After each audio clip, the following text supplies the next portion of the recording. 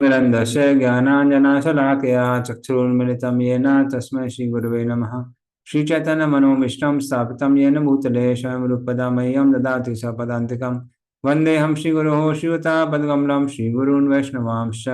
श्रीरूपं सागरजातं सघना रघुनाथामितं तं सजीवं साद्वैतं सावधूतं परिजनासहितं कृष्णचैतन्यदेवं श्रीराधाकृष्णपादान् सघना ललिता श्रीविशाखामृतांश्च।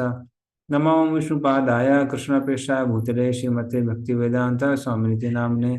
नमस्ते सारस्वते देवे गौरवाणी प्रचारणे निर्विशेष शून्यवादी पासाद्यस्थाने वाञ्छाकल्पतरुभ्यश्च कृपा सिन्धु एव च पतितानां पावनेभ्यो वैष्णवेभ्यो नमो नमः। नमो महावदन्याय कृष्ण प्रेम प्रदायते कृष्णाय कृष्ण चैतन्य नामने गौरतसे नमः। हे कृष्ण करुणा सिंधु दीनबंधु जगत्पते गोपीश गोपिका कांता राधा कांता नमोस्तुते। तप्त कांचन गौरांगी श्री राधे वृंदावनेश्वरी विश्वानुसुते देवी प्रणमामि हरिप्रिये नित्यानंदाय नित्याय परमात्मने बलभद्र सुभद्राभ्याम जगन्नाथाय ते नमः। जय श्री कृष्ण चैतन्य प्रभु नित्यानंद श्री अद्वैत गदाधर शिवासादि गौर भक्तवृंद। हरे कृष्णा कृष्ण कृष्ण हरे हरे हरे राम राम राम हरे।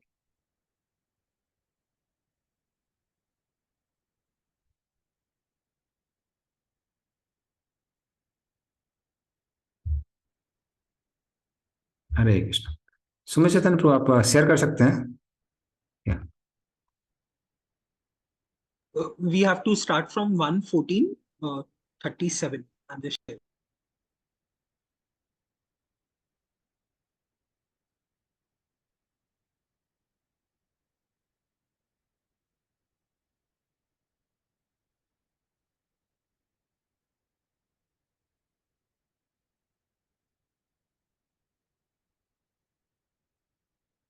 ओके,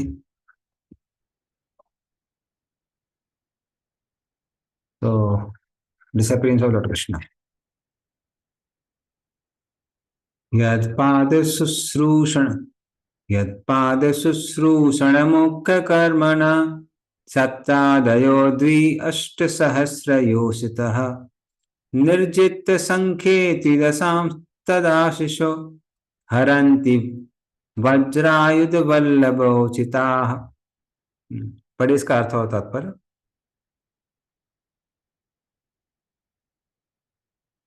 हरे कृष्णा। तम सेवा में सर्वाधिक महत्वपूर्ण भगवान के चरण कमलों की शुश्रूषा करने मात्र से द्वारका से सत्यभामा के दीक्षण में रानियों ने भगवान को प्रेरित किया, वे देवताओं को जीत ले। इस प्रकार रानियां उन वस्तुओं का भोग कर रही है जो ब्रज के नियंत्रक की पत्नियों द्वारा भोग्य है। हरे कृष्णा। हाँ, हमारी तात्पर्य पढ़ना है। तात्पर्य। सत्यभामा द्वारिका में भगवान श्री कृष्ण को प्राणियों में से एक नकासुर का वध करने के बाद भगवान श्री कृष्ण सत्यभामा के साथ नकासुर के महल में गए। इंद्र लोग भी सत्यभामा के साथ गए थे। यहाँ सत्यभामा का स्वागत सची देवी द्वारा हुआ। उन्होंने देवी की माता अदिति से उनका परिचय कराया। अदिति सत्यभामा से अत्यंत प्रसन्न हुई और उन्होंने वर दिया कि जब तक भगवान श्री कृष्ण पृथ्वी पर है तब तक वे तरुणी बनी रहे। अदिति ने उन्हें स्वर्ग लोक में देवताओं द्वारा भोग्य सारी वस्तुएं भी दिखलाई। जब सत्यभामा ने पारिजात पुष्प देखा तो उन्होंने उसे द्वारका स्थित अपने महल में ले जाने की इच्छा व्यक्त की।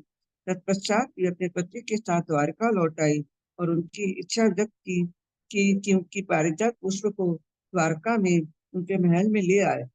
सत्यभामा का महल बहुमूल्य रत्नों से विशेष रूप से सुसज्जित किया गया था। ग्रीष्म ऋतुओं में भी महल का भीतरी भाग शीतल बना रहता था, मानो वातानुकूलित हो। उन्होंने अपने महल को अनेक पताकाओं से सजा रखा था जो उनके पति की उपस्थिति की सूचक थी। एक बार वे अपने पति के साथ जब द्रौपदी से मिली तो वे उत्सुक थी उनसे पति को प्रसन्न करने की कला सीखे। द्रौपदी इस कला में निपुण थी क्योंकि उनके 5 पति थे जो पांडव थे। वे सब उनसे प्रसन्न थे। द्रौपदी से उपदेश लेकर उन्होंने उनके प्रति शुभकामनाएं व्यक्त की और द्वारका लौट आई। वे सत्राजित की पुत्री थी। भगवान कृष्ण के प्रयाण के बाद जब अर्जुन द्वारिका गए तो सत्यभामा तथा रुक्मिणी समेत सारी रानियां कृष्ण के लिए अत्यधिक शोक कर रही थी। अपने जीवन के अंत समय में उन्होंने जंगल में जाकर कठिन तपस्या की। सत्यभामा ने अपने पति को उकसाया कि वे स्वर्ग लोक से परिजात पुष्प लाए और भगवान ने बलपूर्वक देवताओं से उसे प्राप्त किया।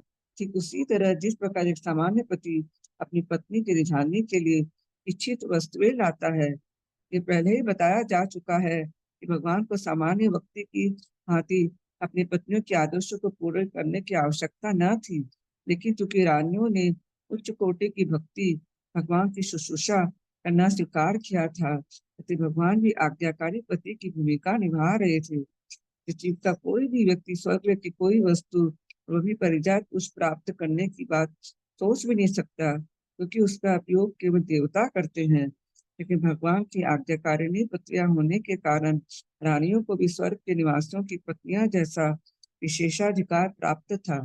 दूसरे शब्दों में भगवान अपनी सृष्टि की प्रत्येक वस्तु के स्वामी हैं।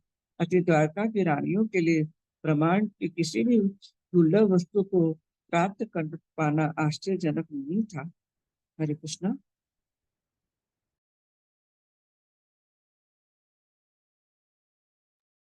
ओके, तो सत्यभामा के बारे में प्रभुपाद इसमें बताते हैं श्लोक में।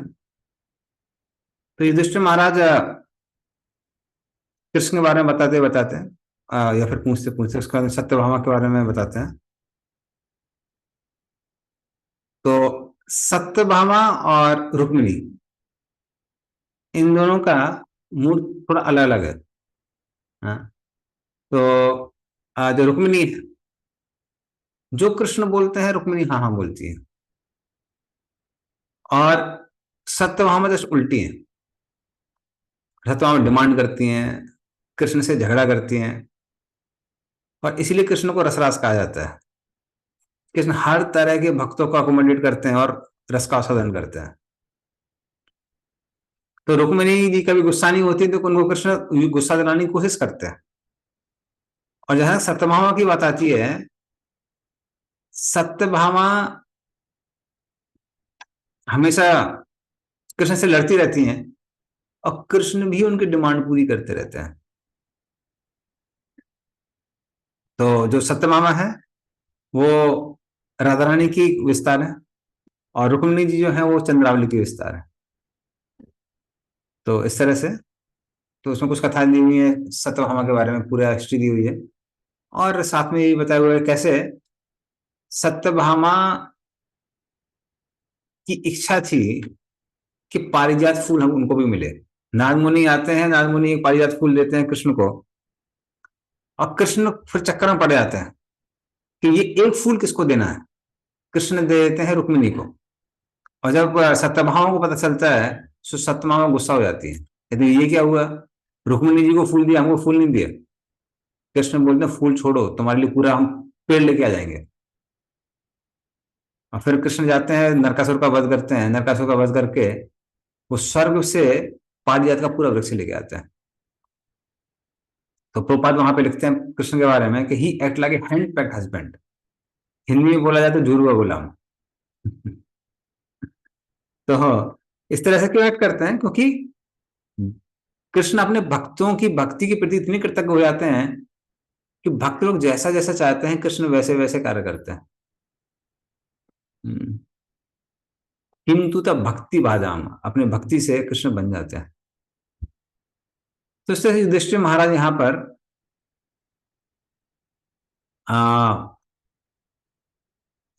जो कृष्ण की रानियां हैं उन सबको याद कर रहे हैं। वो सब ठीक ठाक हैं कि नहीं है। ओके, ठीक है, नेक्स्ट श्लोक है।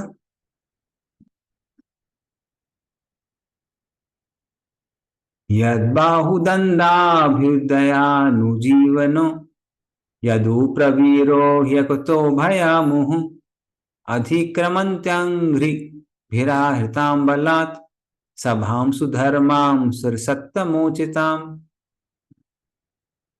इसका भी पढ़िए, इसका मीनिंग।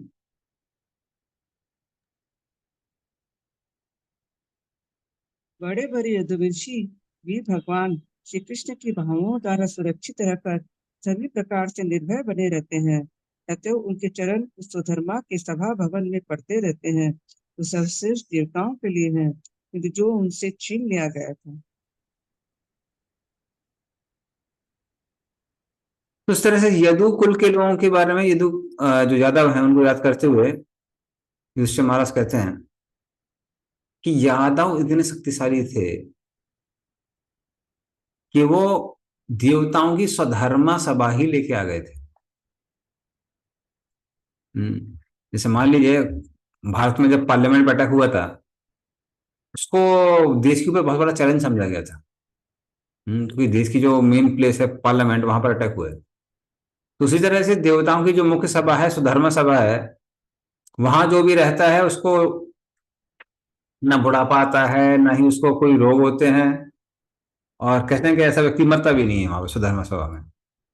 वो सभा यदु लोग बलपूर्वक स्वर्ग से लेके आए और उसको द्वारका में रख दिया। तो इतनी शक्ति कैसे आई उनके पास? क्योंकि उनको कृष्ण के बाहुओं का संरक्षण मिला हुआ था। तो क्योंकि कृष्ण ने संरक्षण दिया था, इसलिए यदु लोग, यदुकुल के जो क्षत्रिय थे वो इतने शक्तिशाली थे। तो इस तरह से वो याद करते हैं किसको? यदुकुल के लोगों को। पढ़िए आगे।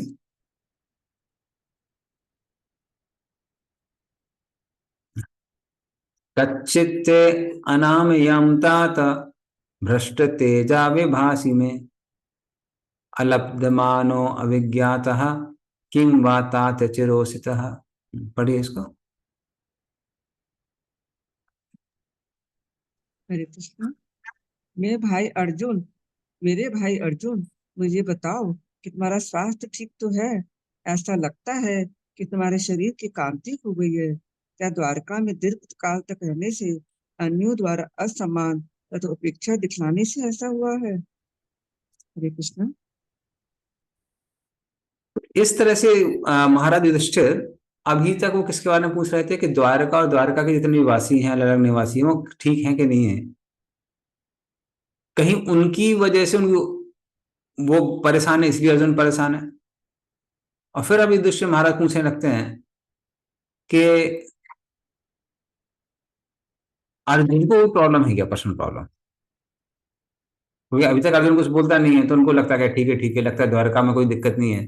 अब उनको लगता है कि हाँ, शायद अर्जुन को ही कोई दिक्कत है। तो अब अर्जुन युधिष्ठिर महाराज अलग अलग प्रश्न पूछ रहे हैं। उसके माध्यम से एक और चीज वो क्या पूछ रहे हैं कि क्या क्या कारण होते हैं व्यक्ति के संसार में दुखी होने के।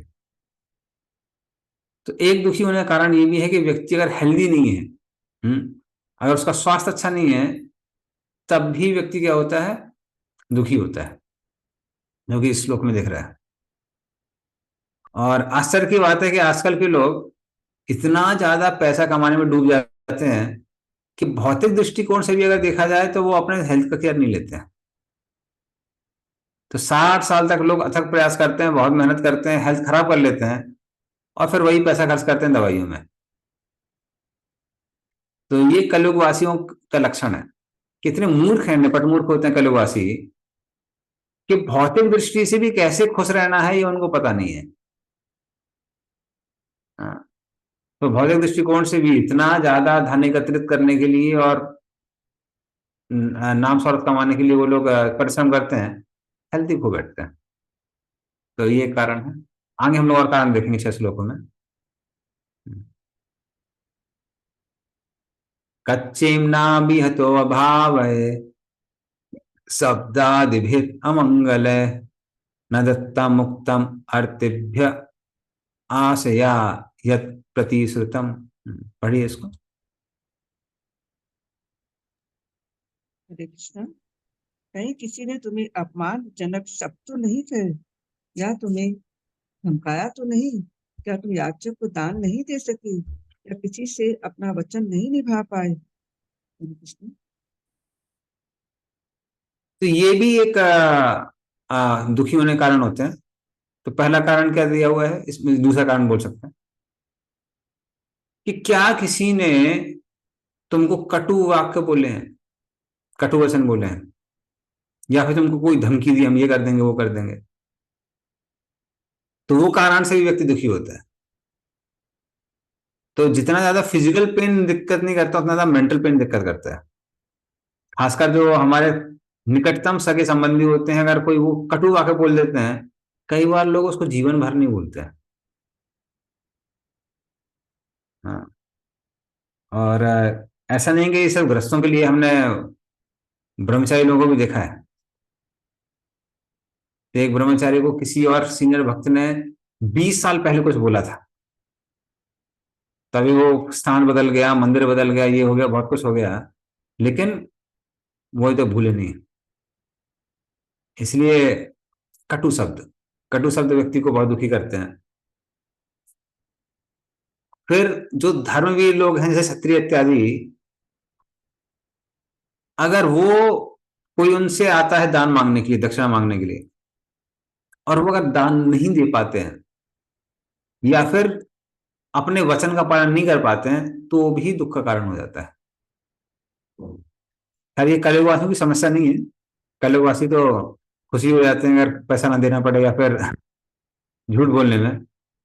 लेकिन जो क्षत्रिय हैं, वाकई में धर्मज्ञ लोग हैं, वो दुखी हो जाते हैं अगर वो ऐसा नहीं कर पाते हैं। तो कहता है कि क्या ये कारण है आपके दुखी होने का?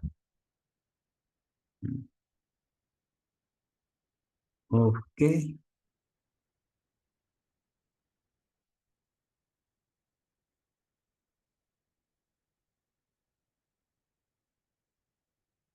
तच्चित्तं ब्राह्मणं बालं गाम वृद्धं रोगिणं स्त्रियं शरणोपसृष्टं सत्वं नात्याक्षी शरण प्रदः। पढ़िए इसको। हरे कृष्णा। तुम तो सदा से सुपात्र जीवों को यथा ब्राह्मणों, बालकों, गायों, स्त्रियों तथा रोगियों के रक्षक रहे हो। क्या तुम उनकी शरण मांगे जाने पर उन्हें शरण नहीं दे सके? हरे कृष्ण।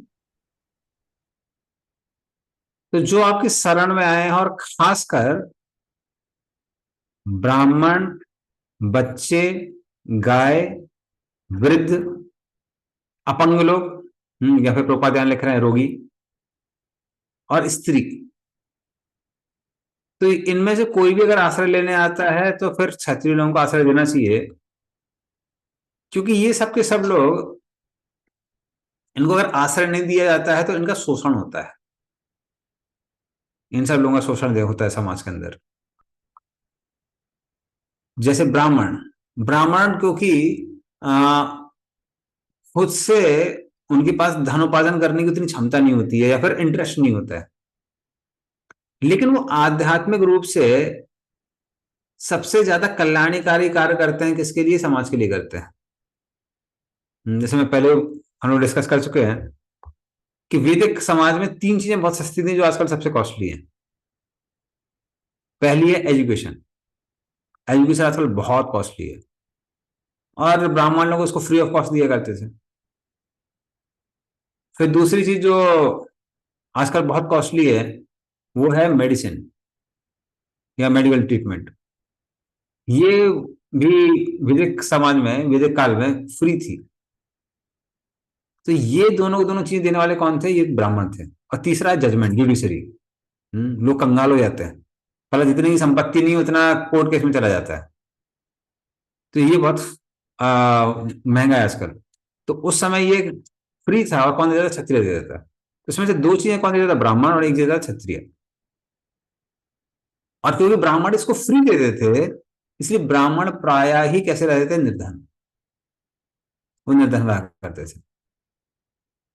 तो इसलिए अगर ब्राह्मणों को सुरक्षा नहीं दी गई तो एजुकेशन नहीं बढ़ेगी। एजुकेशन नहीं बढ़ेगी तो समाज समृद्धशाली कैसे होगा? तो ब्राह्मणों को सुरक्षा की आवश्यकता है। फिर बच्चे, अगर बच्चों का शोषण होता है तो वही लोग बाद में दूसरों का शोषण करते हैं। इसलिए बच्चों को सुरक्षा देना बहुत जरूरी है। इसलिए ब्राह्मण पहले बच्चों को रखा जाता था, गुरुकुल में रखा जाता था, जहां पर जो शुद्ध ब्राह्मण हुआ करते थे वो उनके अधीन रखा जाता था, ताकि वो शोषण ना करे। लेकिन आजकल अगर बच्चों को उन लोगों के साथ रखा जाता है कि जो कैरेक्टर के लूज हैं, वो लोग शोषण करते हैं। तो खासकर जो लोग एजुकेशन फील्ड में, उनको पता है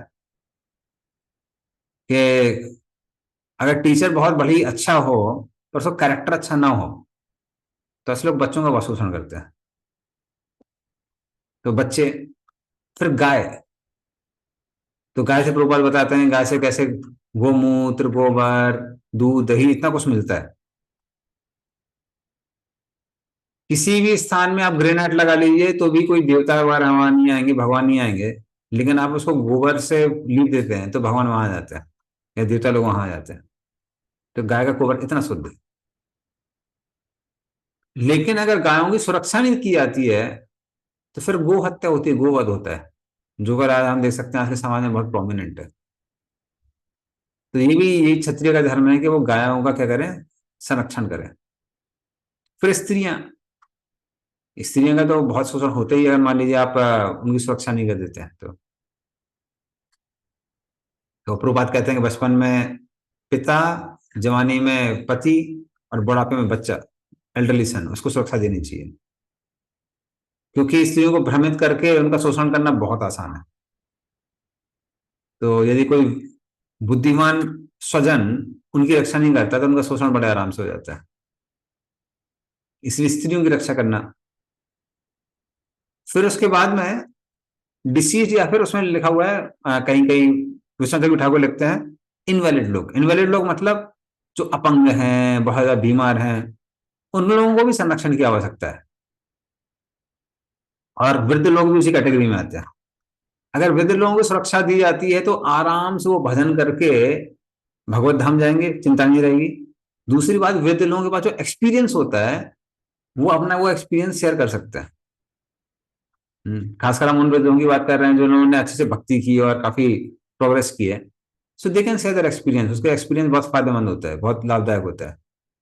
लेकिन अगर वृद्ध व्यक्ति की सुरक्षा नहीं की जाती, देखभाल नहीं की जाती है, तो इनसिक्योरिटी के कारण वो लोग भी परेशान रहते हैं और बाकी लोगों को भी परेशान करते हैं। तो वृद्ध, उसी तरह से हमें होता है अपंग लोग। अपंग लोगों को अगर सुरक्षा नहीं दी जाती है तो फिर कुछ दुष्ट लोग हैं, वो क्या करते हैं, उनसे उनको भीख मांगने में लगा देंगे, कुछ गलत काम में लगा देंगे। हम्म जैसे मुझे एक आईबी का आदमी बता रहा था, वो कह रहा था कि सबसे ज्यादा जो ड्रग सप्लाई यहाँ से वहां होती है वो जनरली जो अपंग भिखारी यहाँ वहां घूमते रहते हैं उनके थ्रू होती है, क्योंकि उन पर कोई शक नहीं करता है। तो उनके थ्रू लोग ड्रग सप्लाई यहाँ वहां करते हैं। और फिर लेकिन आईबी वाले भी उन्हीं को यूज करते हैं। एक भिखारी को किसी को पैसा दे देंगे तो उसमें कोई शक करता नहीं है, तो आराम से आकर ट्रेन में घूमेगा, वो शिनाख्त कर लेगा कौन सा व्यक्ति कौन से डब्बे में कहाँ पे बैठा हुआ है, और फिर जाके आईबी वालों को बताएगा। तो उनका भी दुरुपयोग हो सकता है। इसलिए इन लोगों को जब सुरक्षा मिलती है तो समाज कैसा होता है, समाज समृद्ध होता है। और यदि सुरक्षा नहीं मिलती है तो ये भी दुखी रहते हैं और फिर समाज भी दुखी रहता है। तो इसलिए उन्होंने बोला कि इन लोगों को सुरक्षा देने में क्या तुम चूक गए हो। Okay. ठीक है, next. Hare Krishna, Prabhu. I have one हाँ, question. Hare yes. Prabhuji, like it's written for the cows. So nowadays, like it's very common, like especially during some festivals, or like Islamic festivals, we see that a lot of cows are being taken, like for slaughtering. So, and like we can see it directly in front of our eyes. And like somewhere I had read that you get 1/6 of your 1/6 of the karma when you cannot, like if even the person who sees that a cow is being taken, like 6 people get. So how can, like like we can give some donation in some goshala, and like some places we can do so, in some way we can do in cow protection, but we cannot do at a very large scale, and especially when we like we see the cows are being taken, and like it becomes a very common scene. Even in Calcutta, like we see, like trucks after trucks are being taken, and we know why it is being taken. So like like how, like what should be our understanding and our role at that time, Prajay? The main thing is what we should do is we should do whatever we can do. So everybody has different power given by the Supreme Lord, and to the best of one's capacity one can do. तो जैसे कोई अगर मान ली धनवान है, पैसे वाला है, तो वो व्यक्ति जैसे आपने बताया गौशाला वगैरह डोनेट करके हेल्प कर सकता है। किसी के पास अगर पॉलिटिकल कनेक्शंस हैं, पॉलिटिकल पावर है, कोई पोजीशन है सोसाइटी में, तो वो व्यक्ति व्यवस्था कर सकता है कि कैसे उसको सुरक्षा दी जाए।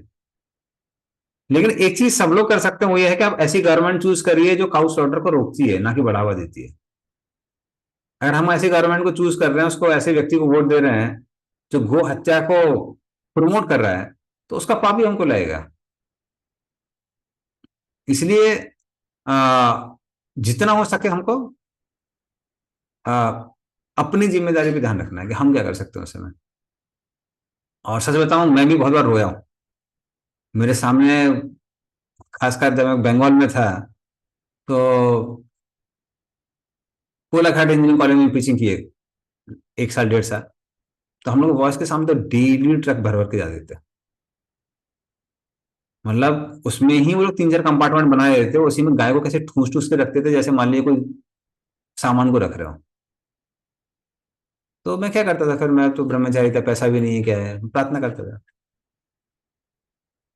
तो सच बताएं, ऐसा सीन कई बार देखा भी नहीं जाता है।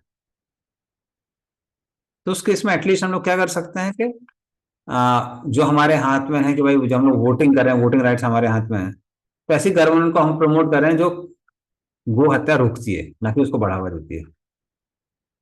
क्योंकि ऐसे दुष्ट लोग हैं जो कई बार दिखाएंगे ऐसे कि हम हिंदू के साथ भी हैं, मुसलमान के साथ भी हैं, समानता है, ये है वो है, और फिर बाद में गोवध के लिए वो लोग परमिशन देते रहते हैं। तो फिर ऐसे दुष्टों को बढ़ावा नहीं देना चाहिए, उनको रोकना चाहिए। So we can do whatever we can do. और कुछ भक्त हैं जो कि काफी व्यवस्था, काफी एफर्ट लेते हैं, तो वो सबके लिए संभव नहीं है। जैसे जो सिकंदराबाद के टेम्पल प्रेसिडेंट अभी हैं कि नहीं मुझे पता नहीं, सहदेव प्रभु, तो उन्होंने पूरा गोरक्षा दल बनाया हुआ था, तो उन्होंने बहुत गायों को बचाया है। सो ही वुड पर्सनली गो। वो कलकत्ता की मारवाड़ी है सहदेव प्रभु, तो उन्होंने बहुत एफर्ट डाला वहां पर, खासकर आंध्र प्रदेश में काफी हद तक उन्होंने गो हत्या को रोका है। फिर गाय के ऊपर उन्होंने बहुत वो भी लिखी है, बुक्स वगैरह लिखी हुई है। एक बुक लिखी थी एन इटालियन इटालियन वुमेन करके, कैसे जो प्रीवियस वो शासक थी उसने कितनी सारी गो हत्या को बढ़ावा दिया। तो उस तरह से जागरूकता क्रिएट करके इवन पर्सनली जाके उन्होंने काफी हद तक गो हत्या को रोका है। तो वो जितना हम कर सकते हैं अपने क्षमता के अनुसार हमको करना चाहिए। और जो हाथ के बाहर है वो हम क्या कर सकते हैं, वो हम लोग सिर्फ प्रार्थना कर सकते हैं। जैसे हम इवन के केस में देख सकते हैं, भागवतम में ही अभी वो एपिसोड आने वाला है कि जब परीक्षित महाराज देखते हैं कि एक शूद्र एक गाय और बैल को मार रहा है, तो जैसे ही नैमिषारण्य के संत लोग सुनते हैं, वो लोग हाहाकार करने लगते हैं। कहते हैं सूत गोस्वामी, अगर ये कृष्ण से संबंधित है तो इसके बारे में बताइए। कृष्ण से संबंधित है तो ऐसी दुर्गंध चीज, ऐसी दर्दनाक चीज हमको मत सुनाई। So we don't want to hear. तो इस तरह से वो एक्सप्रेस करते हैं क्योंकि उनको मालूम था कि हम ज्यादा कुछ कर नहीं सकते हैं। So whatever we can do to the best of our capacity we should do. Okay, Sumit Chandu. And Prue, what about that 1/6 part of the karma? Like you get 1/6 of the karma if you see it. मैंने is it, मैंने वो कहीं पे like is it referenced somewhere? जी, actually खासकर मैं अपने भक्तों को बताऊं, ये हमारे कई बार भक्तों को ये बहुत प्रश्न रहता है, कहाँ खाना है, कहाँ नहीं खाना है, ये करना है, वो करना है। तो जहां तक भक्तों की बात आती है, this should not worry so much about Karma, this should worry more about धर्म। धर्म मतलब हमारा वैष्णव धर्म क्या है, क्योंकि भक्ति इतनी शक्तिशाली है कि किसी भी व्यक्ति को शुद्ध कर सकती है। तो उस समय हमको देखना चाहिए कि वैष्णव होने के नाते हमको उस समय क्या कार्य करना चाहिए, ज्यादा इंपॉर्टेंट है। तो जो भी 1/6 कर्मा दिए, ये बहुत फ्लैट रूल्स नहीं है। ये रूल्स अल्टीमेटली हमको समझ में आना चाहिए कि जो भी नियम बनाए हुए हैं वो किस लिए बनाए हुए हैं, ताकि धीरे धीरे व्यक्ति कृष्ण भावना भावित हो जाए। तो जैसे नरक में भी सजा क्यों मिलती है? क्योंकि अगर आप वो कार्य कर रहे हैं जो आपको भगवान से बहुत ज्यादा दूर लेके जाते हैं, तो उसके लिए दंडित करना उचित है। उससे क्या होगा, व्यक्ति थोड़ा सा तो कृष्ण के करीब जाएगा, थोड़ा सा कृष्ण के बताए हुए नियमों के करीब जाएगा। तो जब ये लिखा हुआ है कि देख रहा है, का मतलब क्या है? ही इज सैंक्शनिंग, या फिर वो जानवरों की, पशु की हत्या में आनंद ले रहा है, तब उस व्यक्ति को पाप लगेगा। ऐसा नहीं है कि सिर्फ आप देख रहे हैं और उसके लिए गाय के लिए प्रार्थना कर रहे हैं और आपको कुछ पाप मिलेगा, ऐसा नहीं। हम्म। कहने का मतलब क्या है कि अगर कोई ऐसी पशु हत्या हो रही है तो उसमें व्यक्ति को आनंद नहीं लेना चाहिए, ये बेसिक प्रिंसिपल है उसका। If some animal is getting slaughtered, we should not take enjoy that. और समहाउ अलग अलग रीजन है, बंगाल में कुछ ज्यादा ही है। जब तक मैं छोटा था मैंने कभी भी ओपन स्लॉटर हाउस नहीं देखा था। जहाँ पे मैं रहने वाला हूँ, उरई का, उरई झांसी में कभी ओपन स्लॉटर हाउस नहीं देखा था, क्योंकि दुकानों के सामने भी वो लगा रहता था कुछ शटर टाइप का। पहली बार जब मैं खड़गपुर आया तो देखा, कह रहे इतना ओपनली काट रहे हैं जानवरों को, और वो भी कई बार जहाँ पे सब्जी मिल रही है उसके बगल में ही काट रहे हैं। तो पूरा मैं हिल गया, मैंने कहा अरे ऐसे लोग भी होते हैं क्या दुनिया में?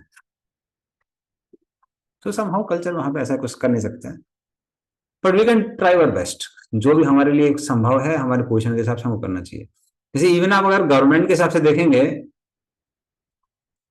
जो गवर्नमेंट हेड्स भी होते हैं वो उतने इंडिपेंडेंट नहीं है कि अपने हिसाब से रूल्स बना सकें। जैसे आ, एक समय की बात है कि महाराष्ट्र में एक हफ्ते के लिए पशु हत्या ही बंद कर दी गई थी, काउ स्लॉटर सिर्फ नहीं, पशु हत्या। उस समय मुस्लिम छोड़िए, हिंदू लोग, हिंदू संगठन भी बाहर आ गए थे, क्या पशु हत्या कैसे बंद कर सकते हैं, हम पशुओं को नहीं खाएंगे तो हम मर जाएंगे। तो वहां के जो चीफ मिनिस्टर थे उस समय, Devendra Fadnavis, he had to allow, उनको अलाउ करना पड़ा, वो कुछ कर नहीं पाए। क्योंकि डेमोक्रेटिक गवर्नमेंट में जो हेड होता है वो राजा जैसा नहीं है, ऐसा नहीं कि वो जो बोलेगा वो हो जाएगा। तो वो लोग भी बने रहते हैं। तो इसका मतलब क्या है कि हम लोग ये सारे काम करें ही नहीं, और जो दुष्ट लोग हैं उनके हाथ में पूरी सत्ता दे दें, नहीं। अगर किसी के अंदर क्षमता है तो उसको वो पोजीशन ऑक्यूपाई करनी चाहिए, और अपनी क्षमता के अंदर जो चेंजेस ला सकते हैं उतना चेंज लाना चाहिए। तो एजुकेशन के द्वारा, रूल्स रेगुलेशंस के द्वारा, अपने पावर को यूज करके, हाँ, मीडिया के द्वारा जितना ज्यादा आप इन्फ्लुएंस कर सकते हैं, इन्फ्लुएंस कर सकते हैं। So we have to try our best. सिर्फ इग्नोरेंस, कर्म के चक्कर में या कर्म को देख के डर के भागना, ये बुद्धिमत्ता नहीं, दैट्स नॉट इंटेलिजेंस। हाँ, तो इसलिए कोशिश करनी चाहिए, जितना ज्यादा हम लोग बदलाव कर सकते हैं हमको करना चाहिए। ओके, सुनिए थैंक यू।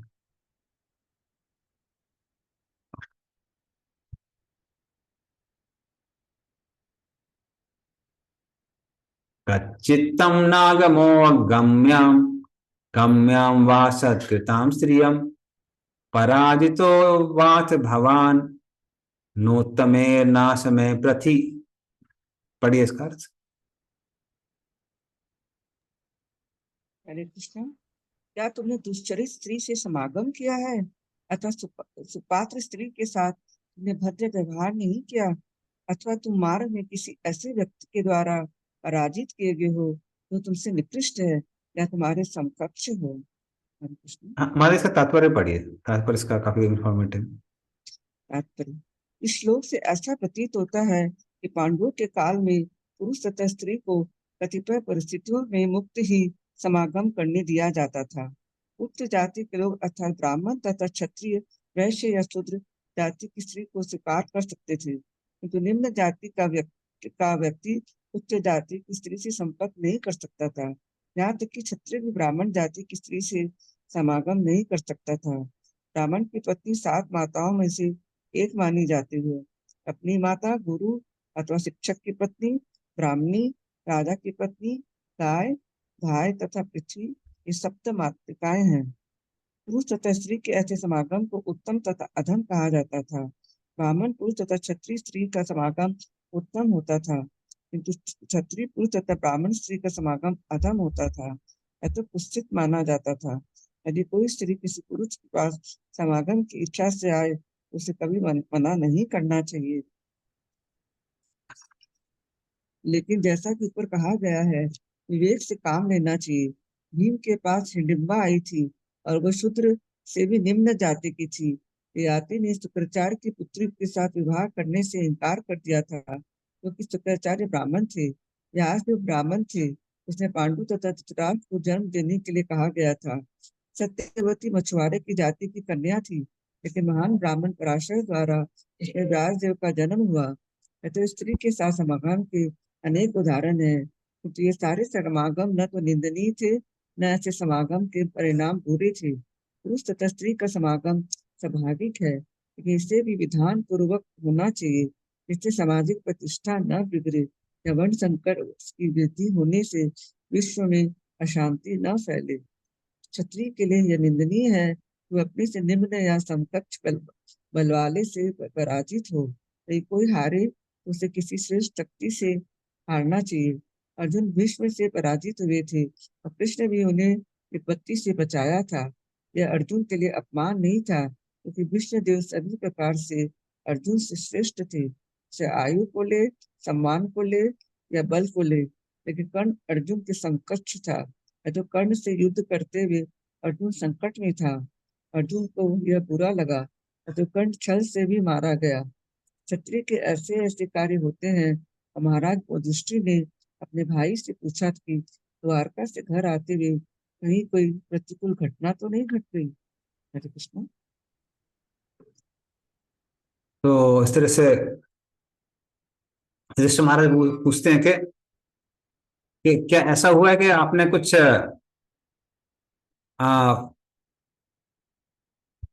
पापी स्त्री के संपर्क में आए? तो खासकर प्रोस्टिट्यूशन के बारे में बताया जा रहा है, कैसे विवेक समाज में उसको वो प्रतिबंधित था। और फिर उन्होंने बोला कि या फिर कोई स्त्री जो आपके पास में आपसे विवाह करने के लिए आई और आपने उसको मना कर दिया। तो ये क्षत्रिय का धर्म था पहले कि अगर कोई स्त्री उनके पास सुरक्षा के लिए आती है, विवाह करने के लिए आती है, तो उनको मना नहीं करना चाहिए, खासकर अगर वो ब्राह्मण नहीं है तो। उसका कारण क्या है? कारण ये था कि पहले सारे के सारे बच्चे आते थे गुरुकुल, खासकर ब्राह्मण, क्षत्रिय और वैश्य समाज के। अब सारे बच्चे जब गुरुकुल जा रहे हैं तो उसमें कुछ लोग ऐसे थे जो आजीवन ब्रह्मचारी रहने का पालन करते हैं, जिनको हम नैष्ठिक ब्रह्मचारी कहते हैं। तो जब ऐसे लोग बहुत सारे अगर वो बन जाएंगे ब्रह्मचारी, तो पुरुष स्त्री का जो रेशियो है, रेशियो गड़बड़ा जाएगा। अगर रेशियो गड़बड़ा जाएगा तो कुछ स्त्रियां कैसी रह जाएंगी? अविवाहित रह जाएंगी। अगर स्त्रियां अविवाहित रह जाएंगी तो फिर उनका शोषण हो सकता है सोसाइटी में।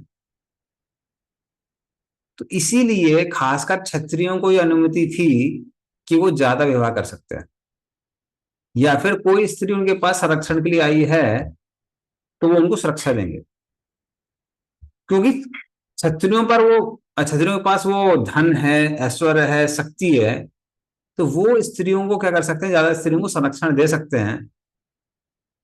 बाकी लोगों के लिए ये मुश्किल है। जैसे ब्राह्मणों को भी अलाउ था, लेकिन ब्राह्मण जनरली एक से ज्यादा विवाह नहीं करते थे। उसका कारण यह है कि ब्राह्मणों को पता है भाई हम निर्धन है। दूसरी बात, हमारे पास स्त्रियों को संरक्षण देने की उतनी क्षमता नहीं है, क्योंकि अगर कोई शक्तिशाली क्षत्रिय आ जाएगा, आपकी स्त्री को उठा के लेके जाएगा, आप कर कह सकते हैं। इसलिए ये जनरली अनुमति किसको थी? क्षत्रिय को थी। बल्कि क्षत्रिय को बोला हुआ था कि अगर मान लिया कोई स्त्री आपके पास विवाह का प्रपोजल लेके आती है, जैसे भीम का उदाहरण दिया गया है। भीम के पास कौन आई थी? हिडिंबी। हिडिंबी तो राक्षसी थी, लेकिन फिर भी कुंती महारानी ने बोला कि नहीं नहीं नहीं, आप क्षत्रिय हैं, आपको उसको एक्सेप्ट करना पड़ेगा। क्योंकि अगर आप उसकी सुरक्षा नहीं देंगे, उसका भाई हिडिंबा आप उसको मार चुके हैं, तो उसको सुरक्षा कौन देगा? अगर आप सुरक्षा नहीं देंगे तो उसका शोषण होगा। इसीलिए ये अनुमति क्षत्रियों को दी गई थी। तो इसलिए युधिष्ठिर महाराज आप पूछ रहे हैं कि ऐसा कोई स्त्री ने कोई स्त्री आपके पास आई, आपने मना किया क्या? एक और एग्जाम्पल प्रभुपाद यहाँ दे रहे हैं कि जो हायर कास्ट के ब्राह्मण हैं, क्षत्रिय हैं, वो अपने कास्ट की या फिर अपने से लोअर कास्ट की स्त्री से शादी कर सकते हैं, अपने से हायर कास्ट की स्त्री की से शादी नहीं कर सकते हैं। और उसका कारण ये है कि जनरली स्त्रियां अपने पति को फॉलो करती है।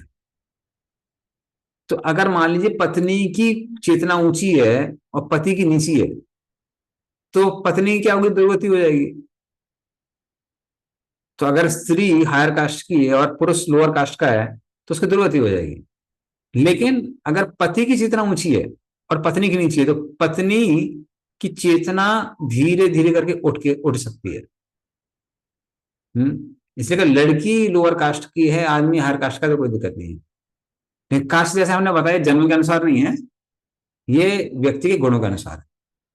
तो उस तरह से वैदिक काल में हर किसी को मौका दिया जाता सत्वगुण और सत्वगुण से शुद्ध सत्व के स्तर पाने के लिए। So that process was given. और प्रभुपाद बोलते हैं कि अगर विवाह हो रहा है तो फिर कोई दिक्कत नहीं है। प्रभुपाद उदाहरण देते हैं, जैसे पराशर मुनि ने मछुआरे की बेटी से शादी की या फिर उनके पुत्र को उत्पन्न किया। कौन आया? भगवान स्वयं आए, व्यासदेव। हाँ। या फिर भीम ने हिडम्बी से शादी की, और कौन आया? घटोत्कच, जिसने पांडवों के लिए इतना युद्ध लड़ा। उसका बेटा जो है वो, मारवाड़ी लोग बड़ी पूजा करते हैं उसकी। तो वो भी कृष्ण के भक्त से। तो उस तरह से आ, अगर आप शास्त्रों के अनुसार कोई भी कार्य करते हैं तो उसमें ना ही व्यक्ति का पतन होता है और ना ही समाज का पतन होता है। ठीक है, नेक्स्ट श्लोक में चलते हैं।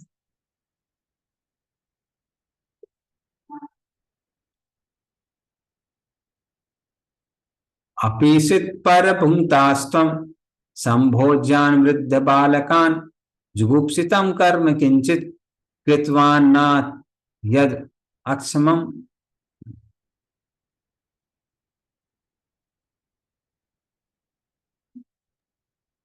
हरे कृष्णा, क्या तुम्हें उन वृद्धों तथा बालकों की परवाह नहीं की जो तुम्हारे साथ भोजन करने के योग्य थे?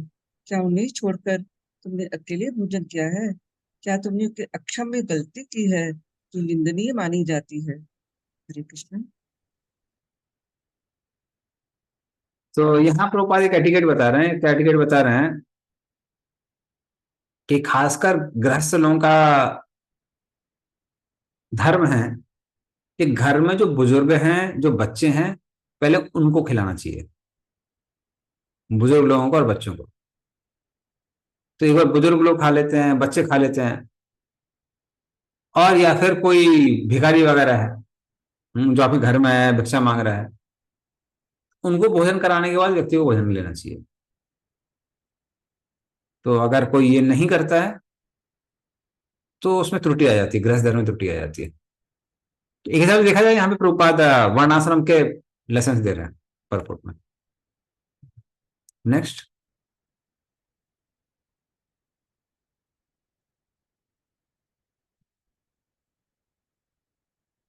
कच्चित प्रेष्ठत मेणाथ हृदयनात्म बंधुना शून्यो अस्मि रहतो नित्यम मन से ते अन्यथा न रुक।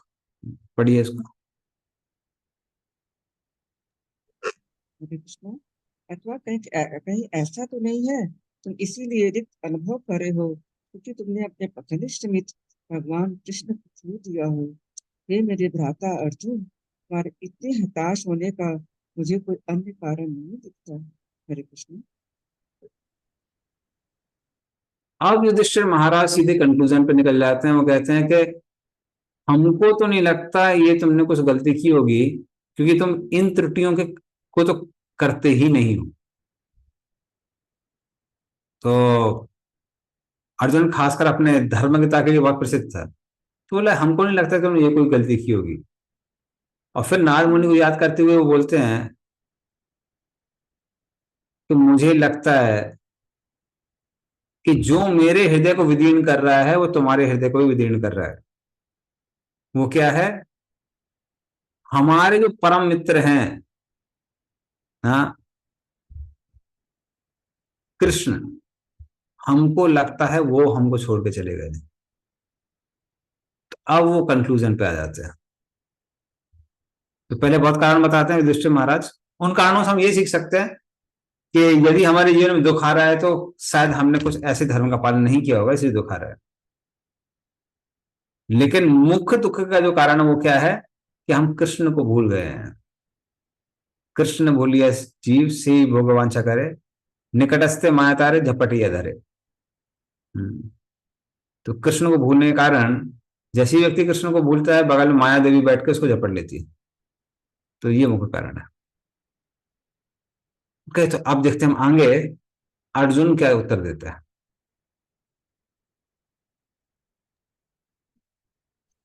ओके,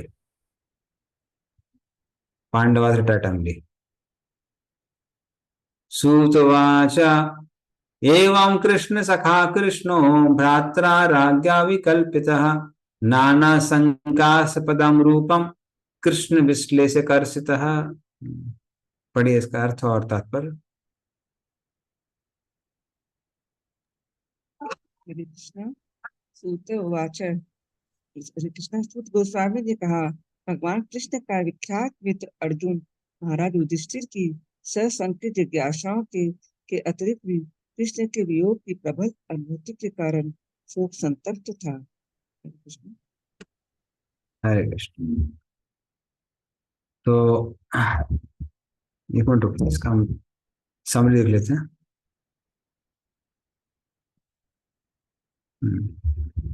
तो सूत गोस्वामी भी कहते हैं, तो कहते हैं कि इस तरह से अपने बड़े भाई युधिष्ठिर से अलग अलग प्रश्न सुन के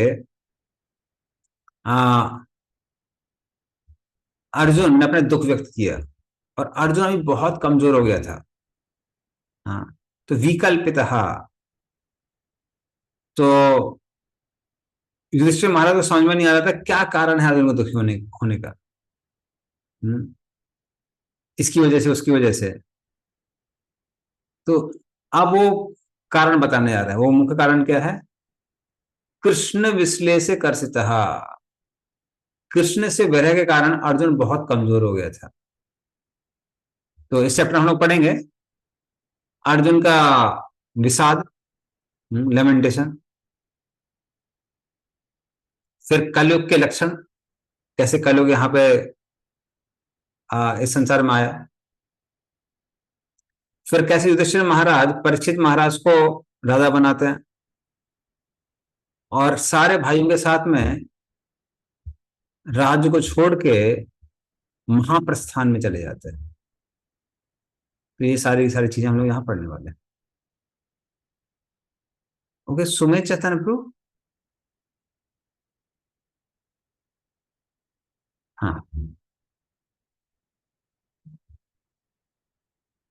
शोकेन शुष्यद्वदन् हित सरोजो हत्प्रभः विभुं तम एवानुस्मरन् ना शक्नोत् प्रतिभासितुम्। पढ़िए इसका अर्थ। हरे कृष्णा। सोच से अर्जुन का मुंह तथा कमल सदृश हृदय सूख चुके थे, अतः उसकी सारी कांति चली गई थी। अब भगवान का स्मरण करने पर वो उत्तर में एक शब्द भी न बोल पाए। हरे कृष्ण। तो अर्जुन का मुंह सूख गया था, उसका हृदय भी सूख गया था, शरीर की सारी कांति क्षीण हो गई थी। और कृष्ण को याद कर करके वो इतना दुखी था कि मुंह से एक शब्द नहीं निकल रहा था। तो हम देखते हैं कि अर्जुन का ये सेम हाल किसी और समय में भी था। ये कब था ऐसा हाल? किसी को याद है कब था ऐसा हाल?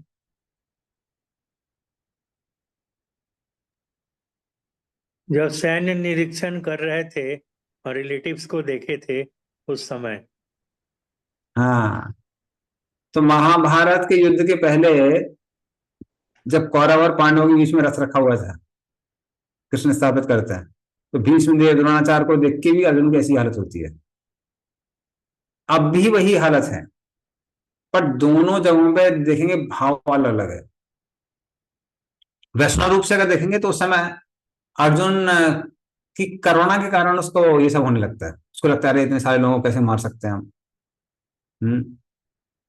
और अगर शिक्षा की दृष्टि से कोण से देखें तो वो भौतिक चेतना के कारण ये हाल होता है।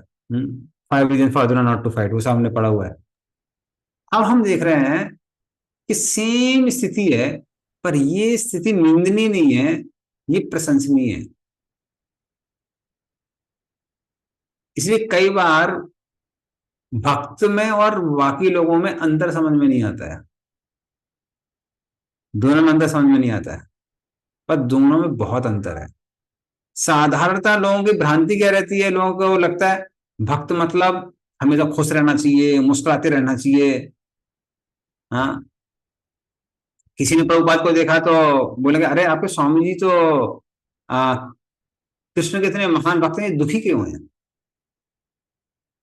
तो फिर प्रभुपाद कहने लगे अरे भाई गोस्वामी लोग भी हमें दुखी कह रहे थे, हे राधे वरे देवी के चल रहे थे, हे नंद सुनो कुता, कृष्ण कहाँ है, राधा रानी कहाँ है, श्री गोवर्धन पाद बदले कालिंदी बने कुता। तो हम लोग कृष्ण को ढूंढते रहते थे, दुखी रहते थे। पर वो दुख कैसा, वो आध्यात्मिक दुख है, वो भौतिक नहीं है। हम्म। जैसे जब देश आजाद हुआ था तो उस समय उन्होंने क्या किया था, सारी जेल खोल दी। और जो लोग जेल कैदी निकले सबका नाम लिख कर दिया, स्वतंत्रता संग्राम सेनानी। तो ऐसा नहीं है कि जेल के अंदर जो बंदे सब स्वतंत्रता संग्राम सेनानी थे, कुछ लोग वाकई में चूक जो जेल के अंदर बंदे थे, और कुछ लोग वाकई में स्वतंत्रता संग्राम सेनानी थे। तो देखने में लग रहा था कि अरे भाई सबके सब एक जैसे हैं, बट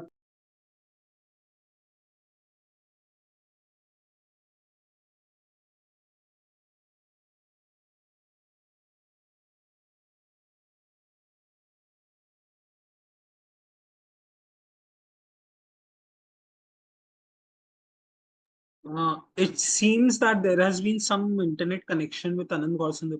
He will join.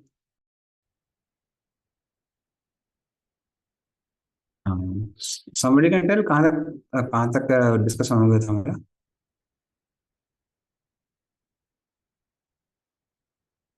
अभी आवाज आ रही है मेरी सबको? जी प्रभु हाँ जी। जी, आ रही आ रही है। अच्छा, कहाँ तक सुना था आप लोगों ने? दोनों स्तर का लोग तो दुख कह जो रहे है थे अलग explain अलग है। करके अच्छा, ये जेल वाला एग्जाम पे सुना था क्या? नहीं, ओके ओके ओके। तो जेल वाला एक उदाहरण मैं दे रहा था कि कैसे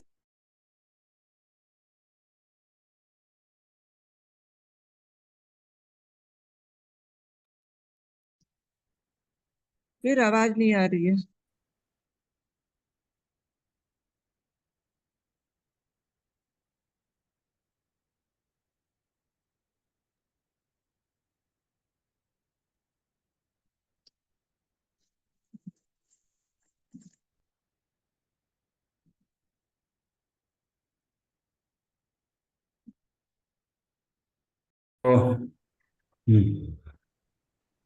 तो जब देश आजाद हुआ था तो उस समय जो लोग जेल में थे सबको, मुझे पता नहीं कितना सही सुना है, कि स्वतंत्रता संग्राम सेनानी घोषित कर दिया गया था।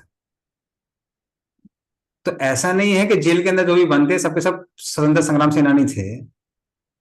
उसमें जो कुछ लोग स्वतंत्रता संग्राम सेनानी थे, कुछ लोग चोर भी थे, कुछ लोग वाकई में। तो जिस तरह से 2 लोग 3 लोग 4 लोग भी जेल में हो सकते हैं, उसमें हो सकता है कुछ अच्छे व्यक्ति हों, कुछ खराब व्यक्ति हों, तो उन पे हम लोग एक प्लेन वो नहीं लगा सकते हैं डेजिग्नेशन कि ये सब बदमाश हैं या ये सब अच्छे हैं, ये सब संग्राम सेनानी हैं। जैसे हमारे बांग्लादेश में ही जो भक्त हैं, मेन जो इंचार्ज हैं, उन पे देशद्रोह का आरोप लग गया है। हाँ, तो उनको आरोपी सिद्ध कर दिया गया है, इसका मतलब ये नहीं कि उन्होंने वाकई में कोई गलत काम किया है। उसी तरह से मात्र भावनाओं को देख के व्यक्ति ये जज नहीं कर सकता कि ये भक्त है या अभक्त है। तो अर्जुन पहले भी शोक कर रहा था, और शिक्षा के माध्यम से अगर शिक्षा की दृष्टि से देखें तो वो निंदनीय था, लेकिन ये जो शोक है अर्जुन का, ये प्रशंसनीय है। तो कृष्ण के विरह का अनुभव करना, ये बल्कि प्रेम की उच्चतम अवस्था है, that is the highest ecstasy. तो वो अर्जुन यहाँ पे एक्सप्रेस कर रहा है। ठीक है, तो सुमित चैतन्य को नेक्स्ट में। हरे कृष्ण प्रभु जी।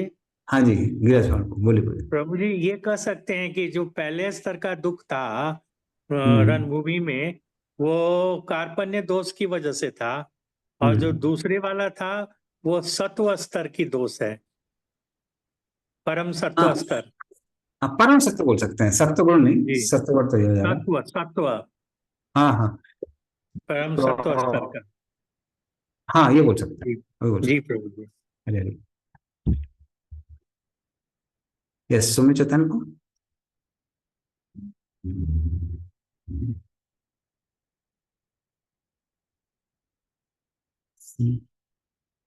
कृच्छ्रेण संस्तभ्य शुचः पाणिनामृज्य नेत्रयो परोक्षेण समुन्नाद्य प्रणयोत्कंठया कातरः।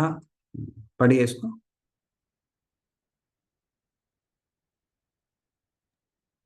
हरे कृष्णा। उसने बड़ी कठिनाइयों से आंखों से भरे हुए शोकाश्रुओं को रोका।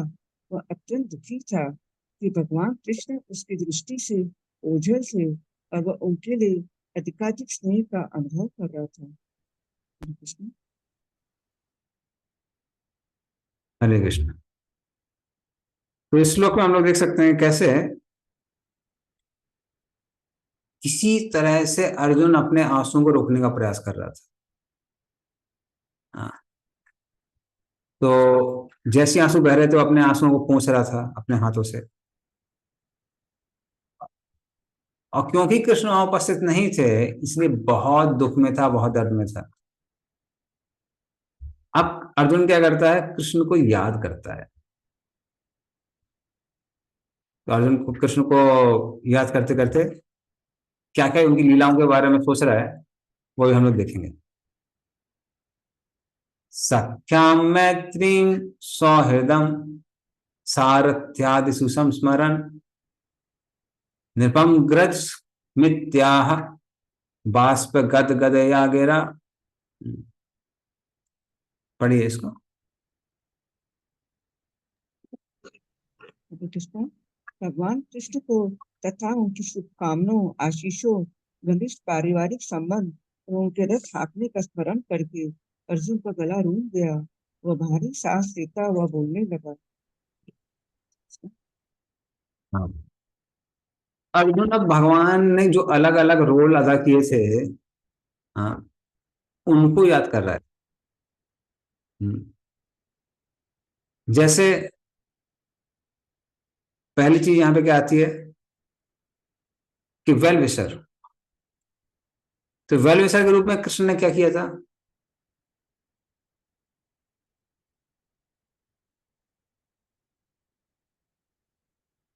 कौन सी लीला जो बता रही कृष्ण वेल विशर थे पांडवों के? He saved Parikshit Maharaj. हाँ, परिचित महाराज की रक्षा की। और कुछ लीला? भीष्म Draupadi. पितामह के विरुद्ध उन्होंने रथ का पहिया उठाया था। हम्म, तो रथ का सत पहिया उठाया सत्याग्रह। दूसरे को बचाने के लिए। हाँ, जी, अर्जुन को बचाने के लिए। और कुछ भी? फिर द्रौपदी का Draupadi. चीर हरण, वो भी तो है प्रभु जी, उनको हम्म, बचाया था। हाँ जी, हाँ जी। तो ऐसे देख सकते हैं महाभारत में बहुत सारी लीलाएं हैं जहां पे कृष्ण ने उन लोगों की रक्षा की है। हम्म, फिर बेनिफिशियरी, लाभ देने वाले, उसमें कौन सी लीला आती है? The Akshay Patra. हाँ, अक्षय पात्र, बिल्कुल। और हम देख सकते हैं कि कैसे कृष्ण शांति दूत बन के भी जाते हैं। तो उनका हित प्राप्त करने के लिए, अपन का हित करने के लिए कृष्ण शांति दूत बन के जाते हैं धृतराष्ट्र के संबंध। फिर घनिष्ठ संबंध, घनिष्ठ संबंध कहाँ दिखाए गए हैं?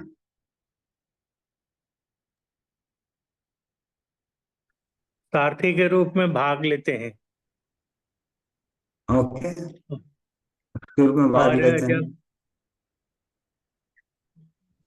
जब अर्जुन और दुर्योधन गए हैं भगवान से सहायता के लिए, तो अर्जुन उनके पैर के पास बैठे हैं, और भगवान जब नींद से जगते हैं तो पूछते हैं कि क्या चाहिए। वो उसमें बताते हैं कि पहले छोटे का हक होता है मांगने का, तो वो वहां भी दिखाते हैं। और सबसे बड़ी चीज है, कृष्ण सुभद्रा का विवाह कराते हैं अर्जुन से। अर्जुन से कराते हैं, बलराम जी के मर्जी के खिलाफ। तो इस तरह से बहुत घनिष्ठ संबंध दिखाया कृष्ण ने। और पार्थसारथी के रूप में लीला सब लोग जानते हैं कि कैसे पार्थसारथी के रूप में भगवान और कुंती हम्म, महारानी को भी बुआ करके कह करके हमेशा संबोधित करते हैं। यस। तो कुंती महारानी की जो प्रार्थना है, कुंती महारानी को भी बुआ करके बुलाते हैं। तो इस तरह से कृष्ण का घनिष्ठ संबंध भी था। तो इसमें अलग अलग शब्दों का प्रयोग किया गया है। तो सख्यम का मतलब होता है जहां पर व्यक्ति का बहुत ज्यादा प्रेम होता है दूसरे व्यक्ति के साथ, और वो उसकी मदद करता है। लेकिन मैत्री का मतलब क्या होता है? मैत्री का मतलब साखरस और दासरस दोनों दोनों मिक्स है। तो उसको मैत्री कहते हैं। सौहृदम का मतलब साखरस और वात्सल्य मिक्स है। तो कृष्ण ने तीनों चीजें की हैं। तो जब कृष्ण सैया करते थे, लेटते थे अर्जुन के साथ में, भोजन करते थे, तब वो किसका काम था? वो मित्रता का काम था। तो इस तरह से मित्र के रूप में व्यवहार करते थे। उसके बाद में मैत्री, मैत्री कब दिखाते हैं? जब कृष्ण अर्जुन का रथ हाँकते हैं। अर्जुन कहता है कि मेरे रथ को, रथ की सेनाओं के, दोनों सेनाओं के बीच में लेके जाओ। कृष्ण ऑर्डर फॉलो करते हैं। इस समय कृष्ण दास भाव भी दिखाते हैं। फिर अर्जुन के जो घोड़े थे, रथ के घोड़े थे, उन तक की सेवा कृष्ण कर रहे थे। और फिर कृष्ण कभी कभी ये करते हैं, वात्सल भाव दिखाते हैं मित्रता के साथ में, जिसको हम लोग बोलते हैं सौहृदम। तो वो कैसे करते हैं? वो भगवत गीता का उपदेश करके करते हैं। क्योंकि उपदेश कौन देता है? सुपीरियर देता है। फिर अर्जुन की रक्षा करके, जब भीष्मिता वहां मानने वाले थे, तब रक्षा करते हैं। उस समय सौहृद के रूप में कृष्ण कार्य करते हैं। तो इस तरह कृष्ण तीनों तरह कार्य करते हैं। सख्यम मतलब मात्र मित्र, मैत्री अर्थात साखरस और दासरस दोनों, और सौहृदम अर्थात साखरस और वात्सल रस। तो इन सबसे कृष्ण अर्जुन के साथ में आदान प्रदान करते हैं। इन सबको अर्जुन क्या कर रहा था? याद कर रहा था। एक बार और भी कृष्ण भगवान मदद किए थे। जो दुर्योधन ने जब उनको ताना दिया था कि आप पार्शलिटी कर रहे हैं, तो उन्होंने अपने जो बाण रखे थे, तो वो बाण को चला वो दुर्योधन को दिया था शायद। तो उसके बाद हम्म फिर कृष्ण भगवान द्रौपदी को बोले थे कि तुम जाओ भीष्म पितामह को प्रणाम करो। हम्म। भीष्म देव ने वो रखे तीर और उसको वापस ले लिया था। जी जी जी। तो इस तरह से कृष्ण हमेशा रक्षा करते हैं। हरी हरी। और ओके। भीम को भी जब धृतराष्ट्र बुलाए थे आलिंगन करने के लिए महाभारत हम्म। युद्ध के बाद, तो भीम के जगह पर वो पत्थर की प्रतिमा भेज दी, जो चूर चूर हो गया था उनके बल से। वहां भी बचाए हैं। तो डायरेक्टली इनडायरेक्टली हम देख सकते हैं, एक्चुअली कृष्ण ने पूरे जीवन भर उनकी रक्षा की है। बचपन से, क्योंकि उनके पिता नहीं थे, कहीं कहीं डायरेक्टली किए, कहीं कहीं इनडायरेक्टली किए। तो कुंती महारानी की प्रार्थना हमने पढ़ा था कि जहां जहां कृष्ण उपस्थित नहीं थे, वहां पे भी कुंती महारानी क्या याद करती हैं? आपने, किसने रक्षा की? आपने रक्षा की। तो कई बार प्रकट रूप में, कई बार अप्रकट रूप में। ओके, सुने चैतन्य प्रभु।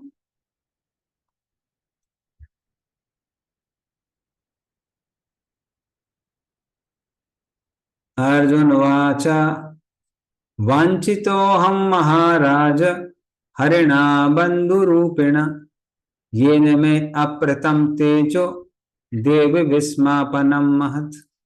पढ़िए इसका अर्थ।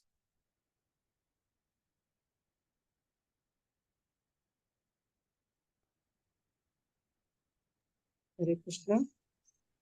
अर्जुन ने कहा, हे राजन, मुझे अपना घनिष्ठ मित्र मानने वाले भगवान हरि ने मुझे अकेला छोड़ दिया है। इस तरह मेरा प्रबल पराक्रम जो देवताओं तक को चकित करने वाला था, अब मुझमें नहीं रह गया है। हरे कृष्ण। मतलब इसका तात्पर्य बढ़िया।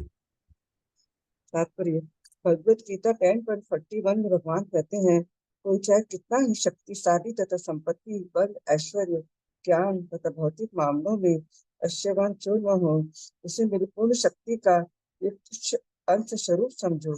अतः कोई भी स्वतंत्र रूप से भगवान से शक्ति प्राप्त किए बिना शक्तिमान नहीं हो सकता।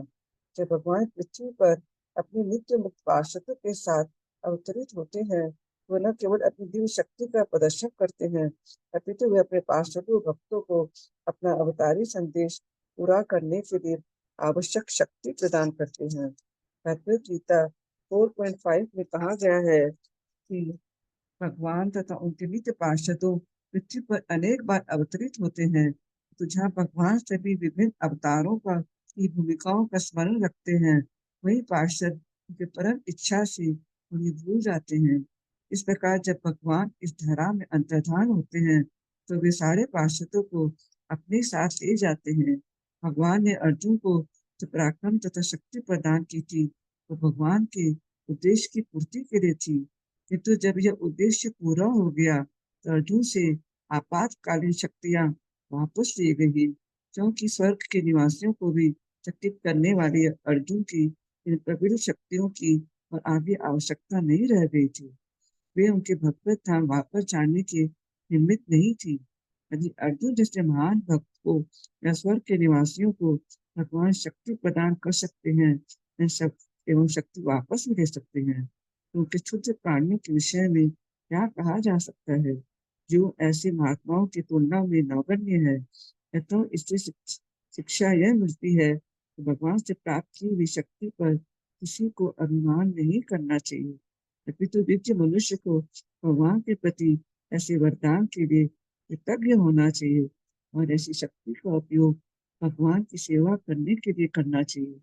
भगवान ऐसी शक्ति को कभी भी वापस ले सकते हैं, अतः ऐसी शक्ति तथा ऐश्वर्य का सदुपयोग यह है कि भगवान की सेवा में लगाया जाए।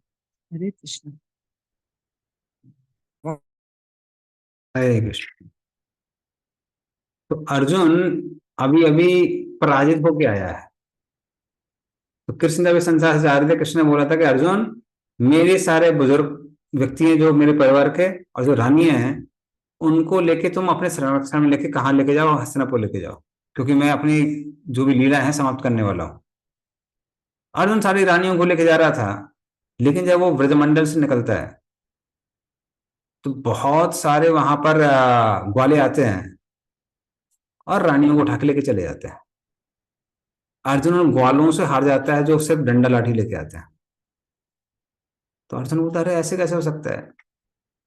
तो वो कृष्ण का ही एक काम था, क्योंकि वो सारी जो रानियां थी, खासकर रोहिणी, ये रोहिणी जी जो है वो बलराम जी की माता की बात नहीं कर रहे हैं। 16,100, हाँ, 100 रानियों में प्रमुख थी रोहिणी, उनका नाम ही रोहिणी था। तो इन 16,100 रानियों का सबका सपना था कि हमको भी व्रज के दर्शन होंगे, कृष्ण के व्रज भाव को हम समझ पाएंगे। तो जब अर्जुन उस क्षेत्र से निकलता है, तो कृष्ण ही इन सारे गोपों के रूप में आते हैं और उनको चुरा के लेके जाते हैं। लेकिन अर्जुन को समझ में नहीं आता, अर्जुन निराश हो जाता है। अर्जुन को समझ में आ जाता है कि जो भी शक्ति मुझे मिली थी वो कृष्ण की सेवा के लिए मिली थी। सेवा खत्म, शक्ति खत्म, अब शक्ति नहीं बची है।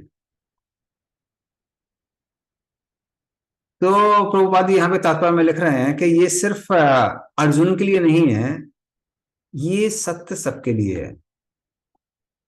तो जो भी हमको संसार में वस्तुएं मिलती हैं, भली आयु हो, शक्ति हो, सुंदरता हो, बुद्धि हो, धन हो, ये सब के सब लिमिटेड हैं और एक समय बाद हमसे छीन लिए जाएंगे।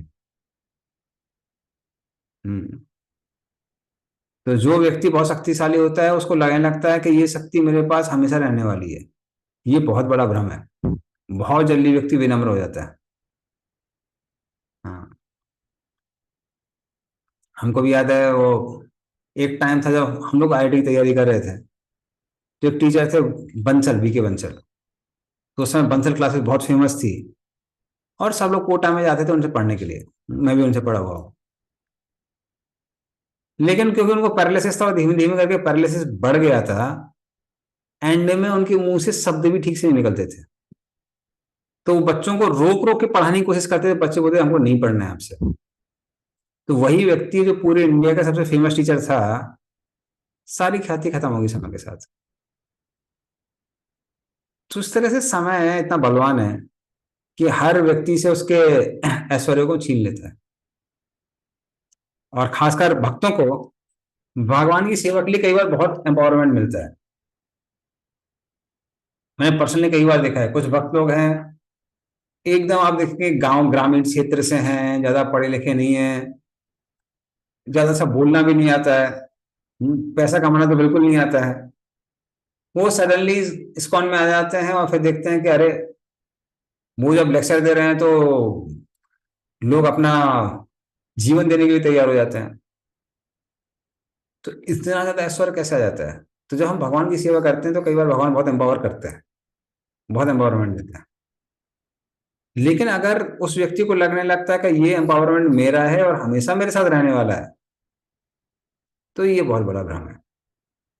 इसीलिए जब भी हमको कुछ भी प्राप्त होता है, शक्ति धन वगैरह, जितना हो सके उसमें भगवान की सेवा कर लेनी चाहिए।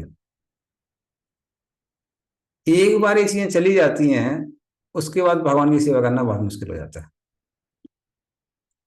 तो जो भी हमारे पास सिचुएशन है, रिसोर्सेज हैं, जितना हो सके उसको यूटिलाइज करना चाहिए। और घमंड तो बिल्कुल नहीं, पता होना चाहिए परमानेंट नहीं है कोई भी जगह चीज, वस्तु संसार परमानेंट नहीं है। यस, सुमित चतन को Guruji, there's Hello, this. Prabhuji. Just give me a minute ना, Prabhuji. I put headphone. Hare Krishna Prabhu ji. हाँ प्रभु जी, एक बार मैंने खुद अपनी आंखों से देखा था, वैष्णो देवी में गया था, तो एक श्रद्धालु आए थे जिनका भयंकर रोड एक्सीडेंट हुआ था और वो मरते मरते बचे थे, काफी दिन हॉस्पिटल में थे और उनका टो से लेकर के पूरे थाई तक प्लास्टर था, लेकिन उसी हालत में घसीटते हुए वो पूरी चढ़ाई चढ़ करके मंदिर में अंदर गए थे। तो उनको सबसे पहले मौका दिया गया था कि वो जाकर के भगवान का दर्शन करें। तो ये मैंने खुद देखा है, वो शक्ति उनको कहाँ से आई। तो इसी तरह से गिरिराज जी का परिक्रमा करते हैं तो एक से एक आसक्त लोगों को देखते हैं कि कैसे वो करते हैं। कुछ कुछ तो एक ही जगह पर 108 दंडवत करके तब आगे बढ़ते हैं इस रूप में, उनको सालों लग जाते हैं। ये मैंने भी देखा है, कई बार बहुत वक्त लोग बीमार रहते हैं, चल नहीं पाते हैं, पता नहीं क्या शक्ति मिल जाती है, परिक्रमा आराम से लगा लेते हैं। ये यस, सुमित चतन को Guruji, I have one question. Like, there was this once, like somewhere in one narration, it was being said that after the this Mahabharat fight, first Arjun got down off the chariot, and then Krishna got down off the chariot. And as soon as Krishna got down off the chariot completely crumbled. dismantled. So, is it bona fide story true? तो ये भी मैंने भक्तों से सुना है पर मैंने पढ़ा नहीं है, तो इसीलिए ये एग्जैक्टली कहाँ रेफरेंस है ये मुझे पता नहीं है। So I am not like very sure, अगर प्रोपाल परपोर्ट में या फिर कहीं पढ़ा होता तो मैं बहुत श्योर होता, पर हाँ लेक्चर में मैंने बहुत जगह सुना है, सो में भी कहीं दिया हुआ है, बट एग्जैक्टली मैंने कोई रेफरेंस देखा नहीं इसका। Got it. Thank you. Hello okay. तो इस तरह से ये हम लोग जो टेम्पल प्रेसिडेंट थे वहाँ के कलकत्ता के, दयाराम प्रभु, वो अक्सर इसको कोट करते थे, चर्चिल को कोट करते थे, Winston Churchill. Many men stand adversities in this world, but if you want to test the character of a person, give him power. तो जब आपत्तियां आती, विपदाएं आती संसार में, तो बहुत लोग हैं जो खड़े रहते हैं, इसने इसको पार कर लिया, उसने पार कर लिया, बड़ा नाम होता है उनका। लेकिन असली कैरेक्टर वाला आदमी वो है जिसके पास पावर है और वो उसको मिसयूज नहीं करता है, वो बहुत बड़ा चैलेंज है। जैसे आप देखेंगे कई बार नेता लोग भ्रष्ट होते हैं, पब्लिक पूरा पत्थर लेके खड़ी होती है, भ्रष्ट नेता है, ये है वो है, गालियां देते हैं। लेकिन जब खुद को पावर मिल जाता है, उस समय ये गलत काम नहीं करना, ये बहुत बड़ा चैलेंज है। ये जो कर पाता है वो करेक्टर वाला आदमी है। हम्म। तो पर्सनली मेरे को आज से बहुत कई साल पहले हुआ था, जब मैं वहां था लखनऊ में, तो सारे नेता लोग आपस में बात कर रहे थे, MP MLA वगैरह। मेरे मौसा जी भी कैबिनेट मिनिस्टर थे उस समय यूपी के। तो वो आपस में बोल रहे थे कैसे इतने सारे टेम्पटेशंस आते हैं। कहते हैं लोग आते हैं, बोला पैसा ले लो नहीं तो फिर हम आपको कुछ ये कर देंगे वो कर देंगे। स्त्रियां आती हैं, तो सुंदर स्त्रियों का लोग मिलता है, उनको प्रलोभन मिलता है, पैसे का मिलता है। तो लोग बोले थे, बोले भाई हम भी तो इंसान है, कहाँ तक हम लोग टेम्पटेशन झेलें। तब मुझे समझ में आया कि हाँ वाकई में इन लोगों के लिए इतना आसान नहीं है। जिसको नहीं मिलता है वो तो आराम से बोल देता है हाँ हाँ हाँ, कोई दिक्कत नहीं। लेकिन जिसके पास टेम्पटेशंस है, मौका है, उसके लिए ना करना, अगर वो व्यक्ति ना कर पा रहा है, मतलब करेक्टर वाला आदमी है। इसीलिए भक्तों के लिए भी एक कैसे लागू होता है कि जब तक हमारे पास पावर नहीं कोई बात नहीं, पर अगर पावर है और उससे हम पूरी पावर से मात्र भक्तों की सेवा करते हैं, अभिमान नहीं करते हैं, तो फिर हम लोग सक्सेसफुल हैं।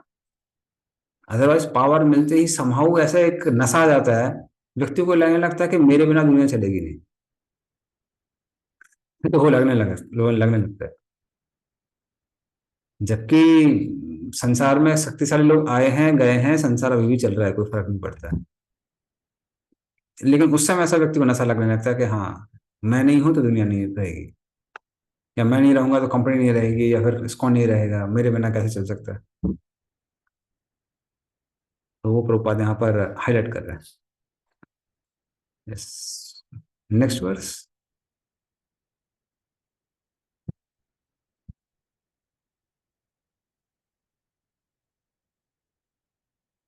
यस्य क्षण वियोगेन लोको हि अप्रिय दर्शनः उत्तेना रहतो हि एषा मृतका प्रोच्यते यथा।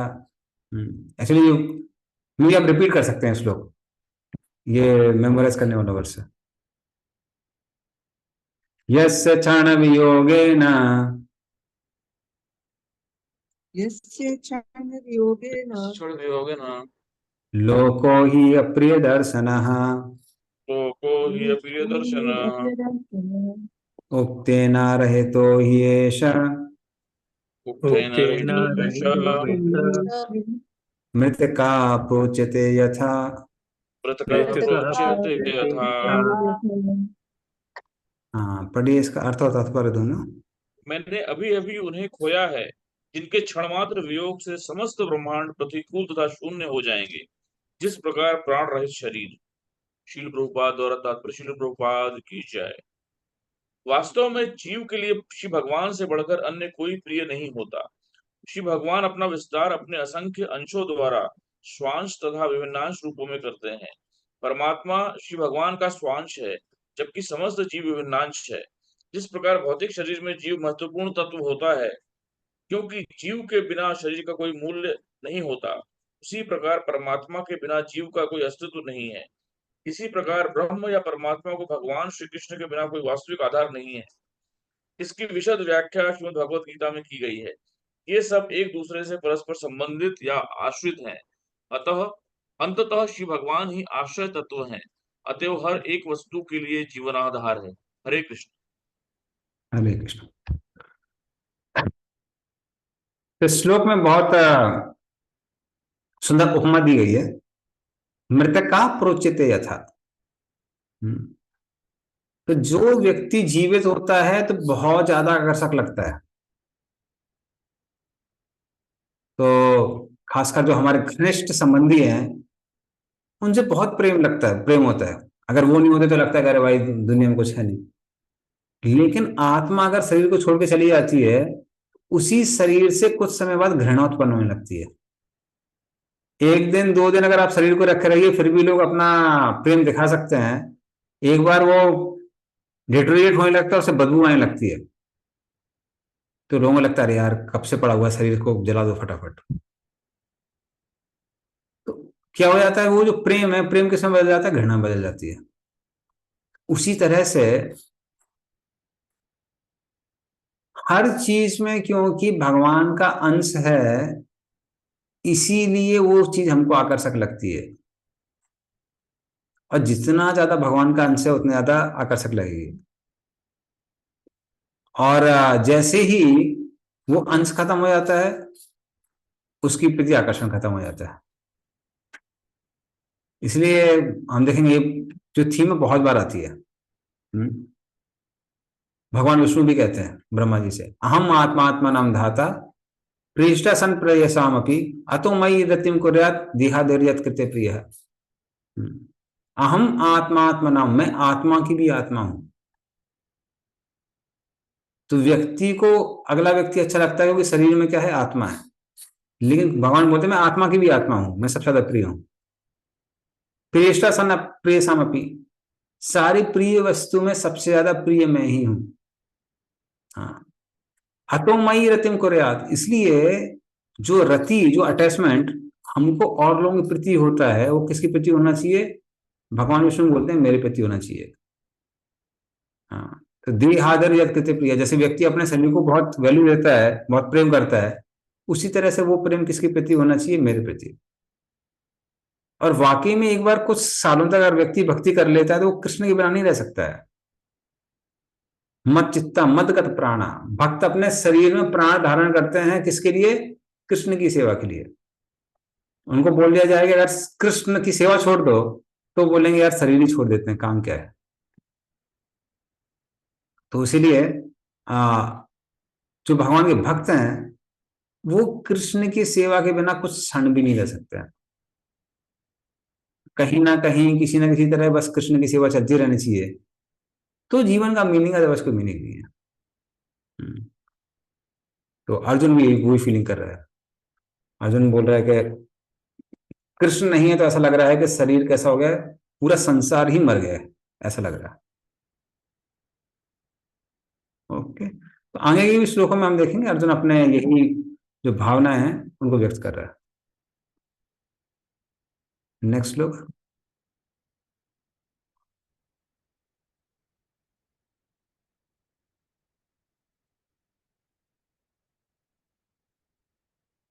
यत्संश्रया द्रुपत्केऽहम् उपागतानां रागं स्वयंवर मुखे स्मर्दुर्मदानां तेजोहितं खलु मया वितस्य मत्सयः सज्जीकृतेन धनुषाधिगता च कृष्ण।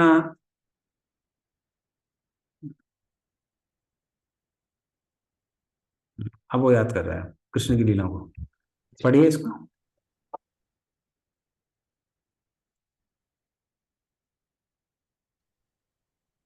हरे कृष्णा। कामोन्मत्त राजकुमारों को परास्त कर सका जो राजा द्रुपद के महल में स्वयंवर के अवसर पर एकत्र हुए थे।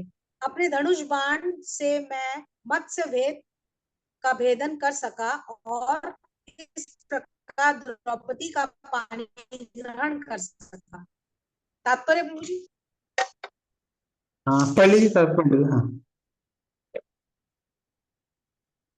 तात्पर्य, द्रौपदी राजा द्रुपद की अत्यंत सुंदर कन्या थी और जब वह तरुणी हुई तो प्रायः समस्त राजकुमार उससे विवाह करने के इच्छुक थे, लेकिन द्रुपद महाराज ने अपनी पुत्री अर्जुन को ही देने का निश्चय किया।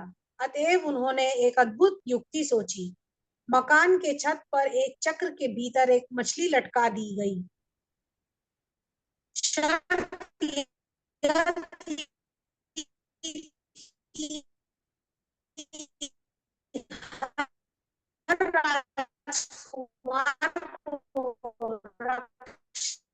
चक्र से होकर मछली की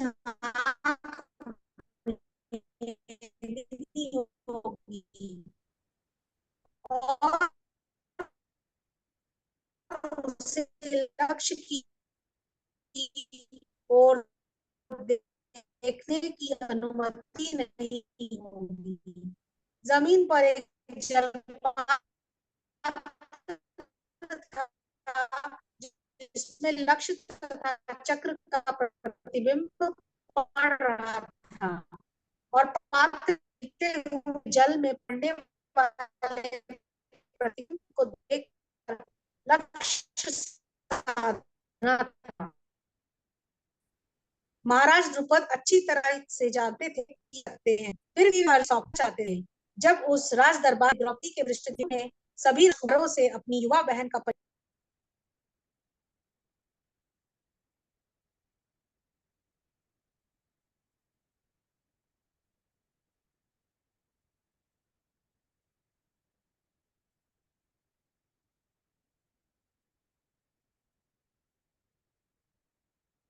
There's no voice, Mataji. We can't hear you. हाँ, मुझे लगा कि शायद मेरे उसमें प्रॉब्लम है, नेटवर्क में, लगता है माता की नेटवर्क में प्रॉब्लम। हाँ, नहीं, कुछ आवाज नहीं आ रही। ओके ओके, ठीक है। तो एनीवे कंप्लीट हो गए। तो यहाँ पर अर्जुन क्या याद कर रहा है कि द्रौपदी को इतने बड़े स्वयंवर में मैंने कैसे पराजित किया, कृष्ण की कृपा से, अर्थात अन्यथा ये असंभव था। तो एक मछली को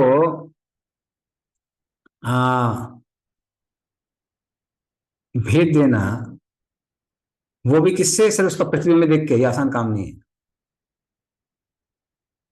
और तो उसने उसको भेजा था। खैर कृष्ण ने उससे ज्यादा शक्तिशाली काम किया था, जब उन्होंने अपनी एक पत्नी को जीत दिया था। कैसे? वो प्रतियोगिता में मछली भी हिल रही थी, सिर्फ पहिया नहीं हिला था, मछली भी हिल रही थी, और सिर्फ प्रतिबिंब को देखना था, तो वो और भी ज्यादा मुश्किल था। उसमें अर्जुन ने प्रयास किया था, वो मछली के पास से निकल गया था, मछली को भेजा नहीं था। कृष्ण ने आराम से मछली को भेज दिया था। पर द्रौपदी के स्वयंवर में भी ये बहुत मुश्किल था, अर्जुन ने उसको भेजा। और फिर ऐसा ही नहीं है, वहां पे जो बड़े बड़े प्रतिद्वंदी थे, मात्र कर्ण नहीं, जितने बड़े बड़े योद्धा थे, अकेले अर्जुन ने सबको पराजित किया था। क्योंकि एक बार द्रौपदी को जीत लिया, उसके बाद बाकी सब लोग लड़ने लगे थे अर्जुन से, तो अर्जुन ने अकेले ही सबको पराजित किया। इतनी शक्ति कैसे प्राप्त हुई, इतनी शक्ति कैसे प्राप्त हुई? तो अर्जुन बोल रहा है ये सारी शक्ति कृष्ण से ही प्राप्त हुई, और कोई मेरी शक्ति का स्रोत नहीं था। ओके, अगला नेक्स्ट।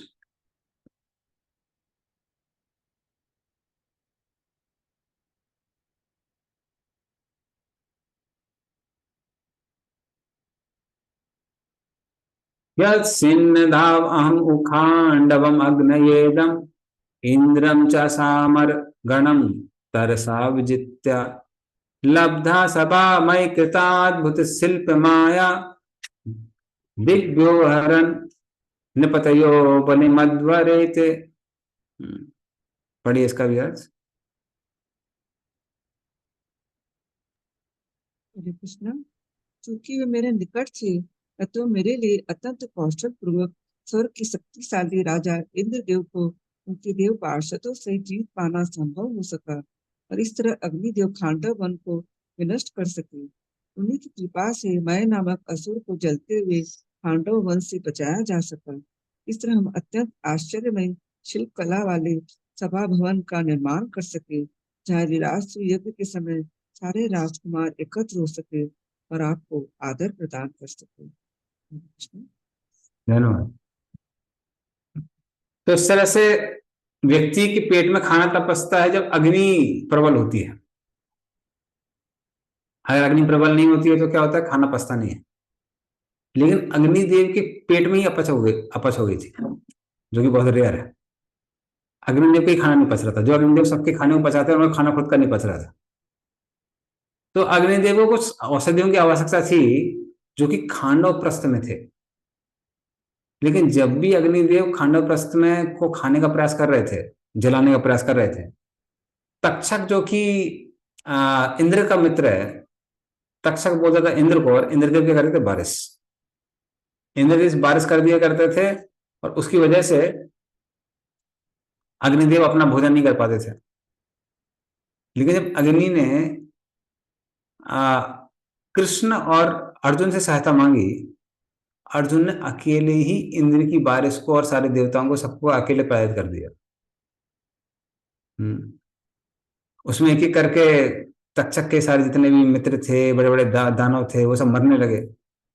उस समय एक दानव था, माया दानव।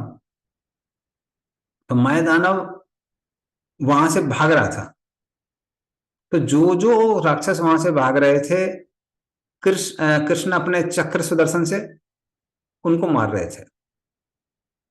तो जब वो सुदर्शन को देखता है, माया दानव बहुत इंटेलिजेंट था, उसको मालूम था कि अगर भगवान के प्रकोप से बचना है तो एक ही चीज करनी चाहिए, क्या करना चाहिए? भक्तों का आश्रय लेना चाहिए।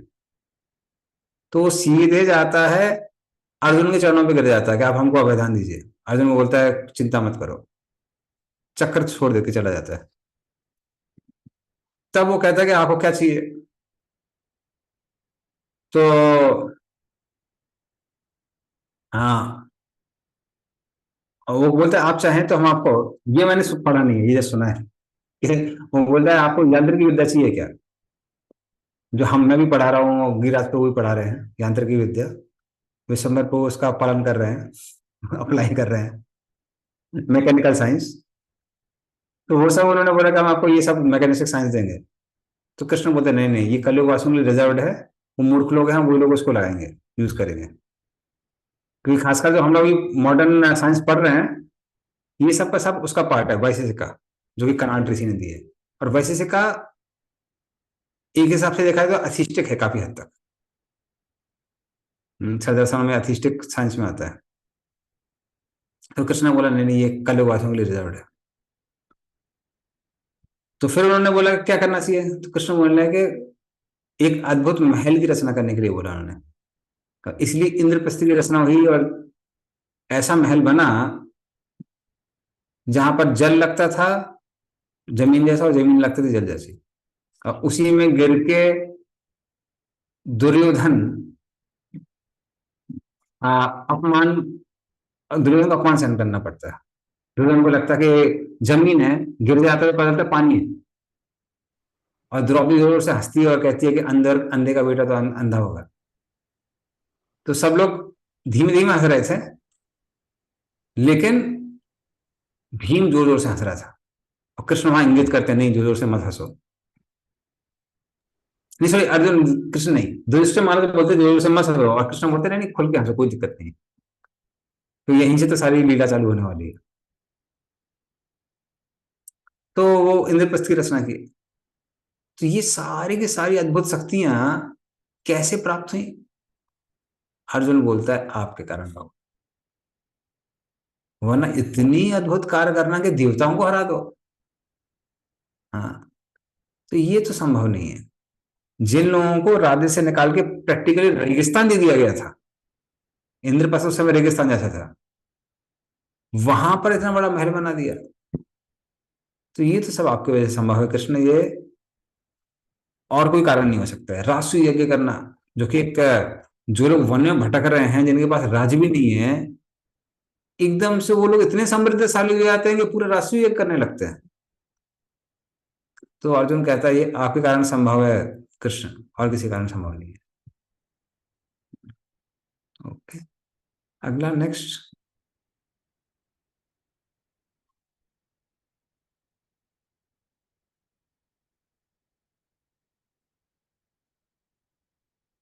तेजसा नृपसरो अंग्रिम अहन मखार्थम आरोनुजस्तव गजायुत सत्यवीर्य तेनाहिता प्रमथ नाथ मखाय भूप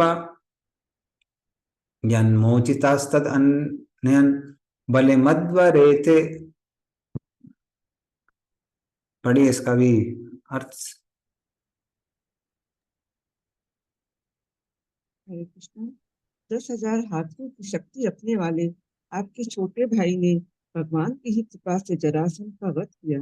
इसकी पाद पूजा अनेक राजाओं द्वारा की जाती है।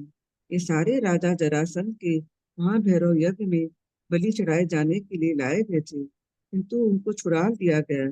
बाद में उन्होंने आपका आधिपत्य स्वीकार किया। हरे कृष्ण। हाँ, इसका ही तात्पर्य पढ़ लीजिए, पूरी कथा प्रभुपाद ने बहुत विस्तार से दी है। जरा तुम पढ़ो। जरासंध मगध का अत्यंत शक्तिशाली राजा था। उसके जन्म तथा कार्यकलापों की कथा भी अत्यंत रोचक है। उसका पिता वीरदत्त राजा भी मगध का अत्यंत संपन्न एवं शक्तिशाली राजा था। उसने काशी के राजा की 2 पुत्रियों से विवाह किया था, किंतु उसका कोई पुत्र नहीं था। दोनों पत्नियों से कोई पुत्र उत्पन्न न होने से निराश होकर राजा अपनी दोनों पत्नियों के साथ जंगल में जाकर तपस्या करने लगा। वहां पर एक महर्षि ने उसे प्राप्त करने का वरदान दिया और रानियों को खाने के लिए एक आम दिया। रानियों ने आम खा लिया तो शीघ्र ही गर्भिणी हो गई।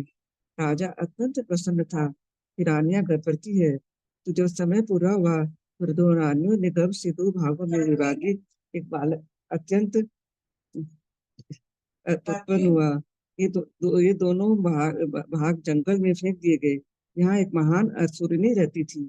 वह अत्यंत प्रसन्न हुई कि उसके खाने के लिए नवजात शिशु का रक्त तथा मांस मिला, तो उत्सुकतावश उसने उन दोनों हिस्सों को जोड़ दिया, एक संपूर्ण शिशु बन गया और उसमें जान आ गई। यह असुरनी जरा नाम से विख्यात थी। वह संतान ही राजा के ऊपर दया करके राजा के पास गई, उसे वह सुंदर बालक भेंट कर आई। राजा उस असुरनी से अत्यंत प्रसन्न हुआ और उसे इच्छित पुरस्कार मांगने के लिए कहा। राक्षसी ने इच्छा व्यक्त की इस बालक का नाम उसके नाम पर रख दिया जाए। इस तरह उस बालक का नाम जरासंध पड़ा। इसका अर्थ है जरा नामक असुरनी द्वारा जोड़ा हुआ। वास्तव में जरासंध उत्पृत नामक असुर के अर्थ रूप से उत्पन्न हुआ था। जिस साधु ने राजा के पुत्र का वरदान किया था वह चंद्र कौशिक कहलाता था। इसने राजा के समक्ष पुत्र के बारे में भविष्य कथन किया था, क्योंकि जन्म से ही जरासंध में असुरी गुण थे।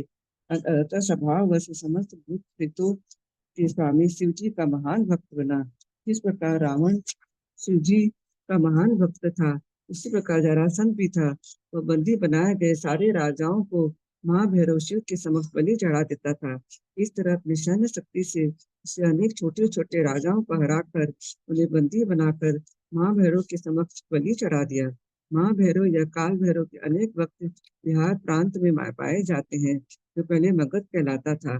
जरासंध कृष्ण के नाम पर कृष्ण कंस का संबंधी था, तो कंस की मृत्यु के बाद वो कृष्ण का महान शत्रु बन गया और जरासंध तथा कृष्ण के बीच कई युद्ध हुए। भगवान कृष्ण उसका वध करना चाहते थे, किंतु यह भी चाहते थे कि जो लोग जरासंध के सैनिक रूप में कार्य कर रहे हैं वह न मारे जाए। अतः उसे मारने की योजना बनाई गई। कृष्ण, भीम तथा अर्जुन तीनों निर्धन ब्राह्मण वेश में जरासंध के पास गए और उससे भिक्षा मांगी। जरासंध ब्राह्मणों को भिक्षा देने से कभी इनकार नहीं करता था और उसने अनेक यज्ञ भी किए, तो वह भी भक्ति में सेवा के स्तर पर न था। भगवान कृष्ण, भीम तथा अर्जुन ने उससे मल्ल युद्ध करने की भिक्षा मांगी, तो यह तय हुआ कि जरासंध केवल भीम से मल्ल युद्ध करेगा। इस तरह वे सब जरासंध के अतिथि तथा प्रतिद्वंदी भी थे। भीम तथा जरासंध कई दिनों तक मल्ल युद्ध करते रहे। जब भीम हताश हो गए तो कृष्ण ने उसे संकेत किया। ये बचपन में जरासंध को जोड़ दिया गया था। अतः भीम ने पुनः उसे 2 भागों में चीर करके मार डाला और जिसने राजा महाभैरव के समक्ष बलि किए जाने के लिए रणदीप जी में रोके गए थे, उन सबों को भीम ने छुड़ाया। इस तरह पांडवों के प्रति कृतज्ञ होने के कारण उन्हें राजा युधिष्ठिर का आधिपत्य स्वीकार किया। हरे कृष्ण।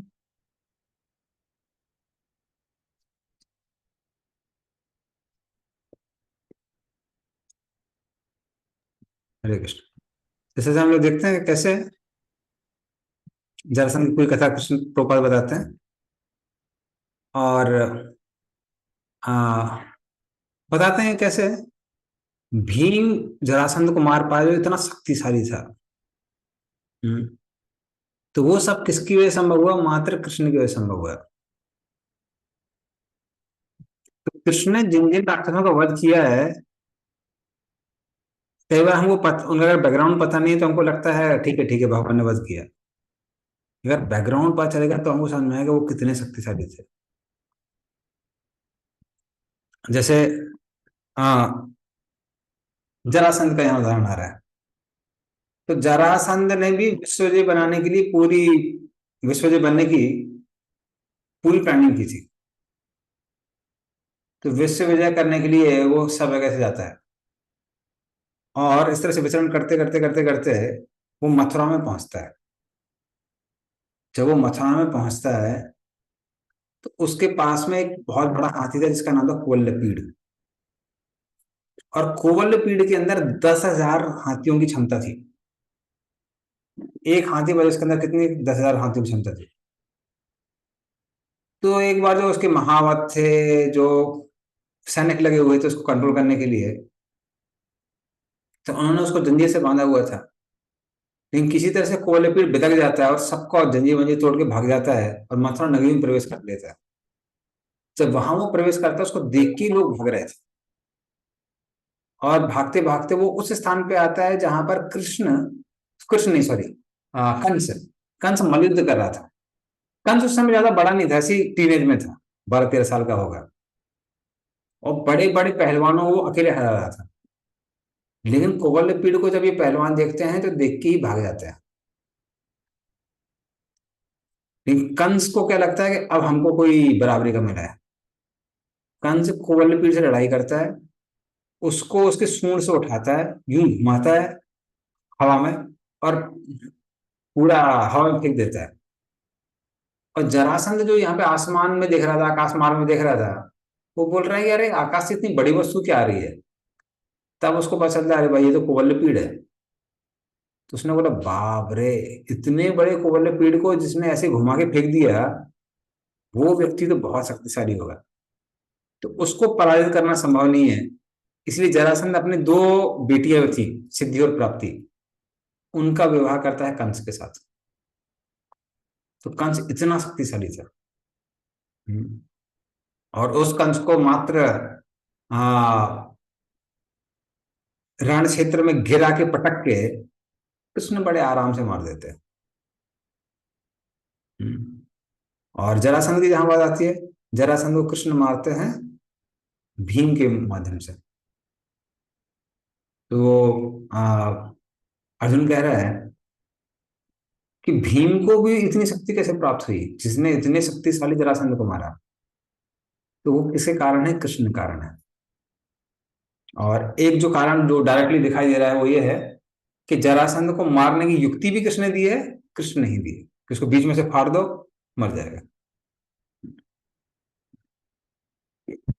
ओके, एक और श्लोक कर लेते हैं।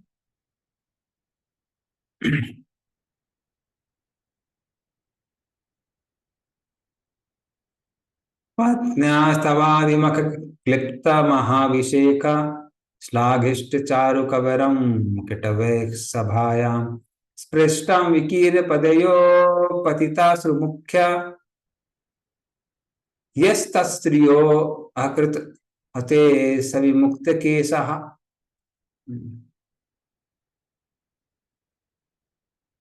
पढ़िए इसका अर्थ। हरे कृष्णा। हाँ तो तात्पर्य दोनों पढ़िए। उन्होंने इन दुष्टों की पत्नियों के बाल खोल दिए।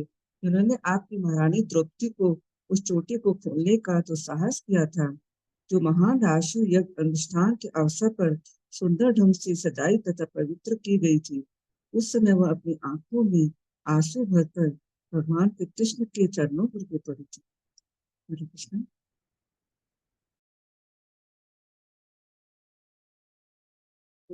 मतलब तात्पर्य भी पढ़ लीजिए। रात्रि रानी द्रौपदी की चोटी अत्यंत सुंदर थी, जिसे राष्ट्रीय यज्ञ के अवसर पर पवित्र किया गया था। किंतु जब वे दाव में हारी जा चुकी थी, तो दुशासन ने उनकी महिमा मंडित केशों को छूकर उनका अपमान किया था। तब द्रौपदी भगवान कृष्ण के चरण कमलों पर गिर पड़ी। अतः भगवान कृष्ण ने निश्चय किया कि कुरुक्षेत्र के युद्ध के फलस्वरूप दुशासन तथा उसके दल वालों की सारी पत्नियों के केश खुलवा कर रहेंगे। इस प्रकार कुरुक्षेत्र के युद्ध के पश्चात धृतराष्ट्र के सारे पुत्र तथा पौत्र युद्ध में मारे जा चुके, तो परिवार की सारी स्त्रियों को विधवाओं के रूप में केश खोलने पड़े। दूसरे शब्दों में दुशासन द्वारा भगवान के महान भक्त का अपमान किए जाने से ही कुरुवंश की सारी स्त्रियां विधवा हो गई। भगवान के भले ही अपने ऊपर किसी दुष्ट द्वारा किए गए अपमान को सह ले, क्योंकि पिता अपने पुत्र के द्वारा किए गए अपमान को सह लेता है, किंतु वो अपने भक्तों का अपमान कभी नहीं सहते। महान आत्मा का अपमान करने पर मनुष्य को अपनी सारी पुण्यों तथा वरों की बलि देनी पड़ती है। उस तरह से द्रौपदी जब उसका वस्त्र हरण हो रहा था तो उस समय वो कृष्ण को याद करती है और उसके अश्रु गिरने लगते हैं। और जो जो उस सभा में थे सबके सब मृत्यु को प्राप्त होते हैं। असत सभाया, उस सभा में जो जो लोग थे सब लोग मृत्यु को प्राप्त होते हैं। हालांकि जो बाकी लोग बोलते हैं कि स्त्री पर अत्याचार को कृष्ण ने सहन नहीं किया, तो ऑफकोर्स स्त्री थी, बट मेन चीज है कि द्रौपदी इतनी महान भक्ति थी कृष्ण की कि कृष्ण उसके ऊपर जो अत्याचार हो रहा था उसको सहन नहीं कर पाया। क्योंकि जहां तक पांडवों की बात आती है, कम से कम वो लोग क्षत्रिय थे और शक्तिशाली थे, युद्ध करना उनका धर्म था, तो उसको फिर भी एक हिसाब से देखा जाए तो कृष्ण ने कुछ हद तक सहन किया है। लेकिन द्रौपदी स्त्री होने के कारण उस पर अत्याचार करना बिल्कुल भी उचित नहीं था। इसलिए जो जो लोग उस सभा में थे या असत सभा में थे, कृष्ण ने निश्चय कर लिया उसी समय कि सब के सब महाभारत के युद्ध में मारे जाएंगे। इसलिए कई बार क्या होता है, कई बार जब कलेक्टिव अधर्म होता है ना, लोग मिलके अधर्म करते हैं। जैसा हम देखो कुछ समुदाय के लोग हैं वो मिलके जाते हैं, लोगों के घर जला देते हैं, स्त्रियों के साथ बलात्कार करते हैं। तो जैसे कलेक्टिव जब धर्म होते हैं तो लोगों को लगता है कि नहीं नहीं इसका परिणाम नहीं मिलेगा, लेकिन उसका भी क्या होता है, कलेक्टिव परिणाम ही मिलता है। इसलिए जब बहुत भीषण युद्ध होते हैं तो लाखों की संख्या में लोग मारे जाते हैं, तो जो अपने कलेक्टिव अधर्म किए हैं उसका परिणाम भी कलेक्टिव मिलता है। तो फिर लोग बोलते हैं नहीं नहीं नहीं, ये तो निर्दोष लोग हैं, निर्दोष बच्चे मारे गए, स्त्रियां मारे गए, ये मारा गया, वो मारा गया। लेकिन अगर आप मिलजुल के कोई पाप कर रहे हैं तो आपदाएं भी वैसी आती है। तो हाँ, कृष्ण कहने लगे तो अर्जुन याद करते हुए कहता है कि ये पूरा महाभारत का युद्ध क्यों हुआ, इतने सारे असत सभा में जो लोग थे वो क्यों मारे गए, ये सब कृष्ण के कारण हुआ।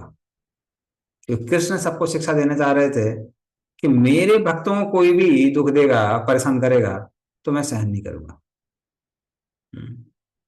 तो कृष्ण शिक्षा देते हैं। ओके, तो हम लोग यहाँ पर भी एंड करेंगे and will continue for the next class. तो किसी भी वक्त को अगर श्लोका टेस्ट वगैरह देना है तो जस्ट मेरे को एक मैसेज कर सकता है जस्ट क्लास के पहले, सो दैट मैं 15 मिनट पहले क्लास को एंड करके फिर मैं श्लोका टेस्ट ले लूंगा।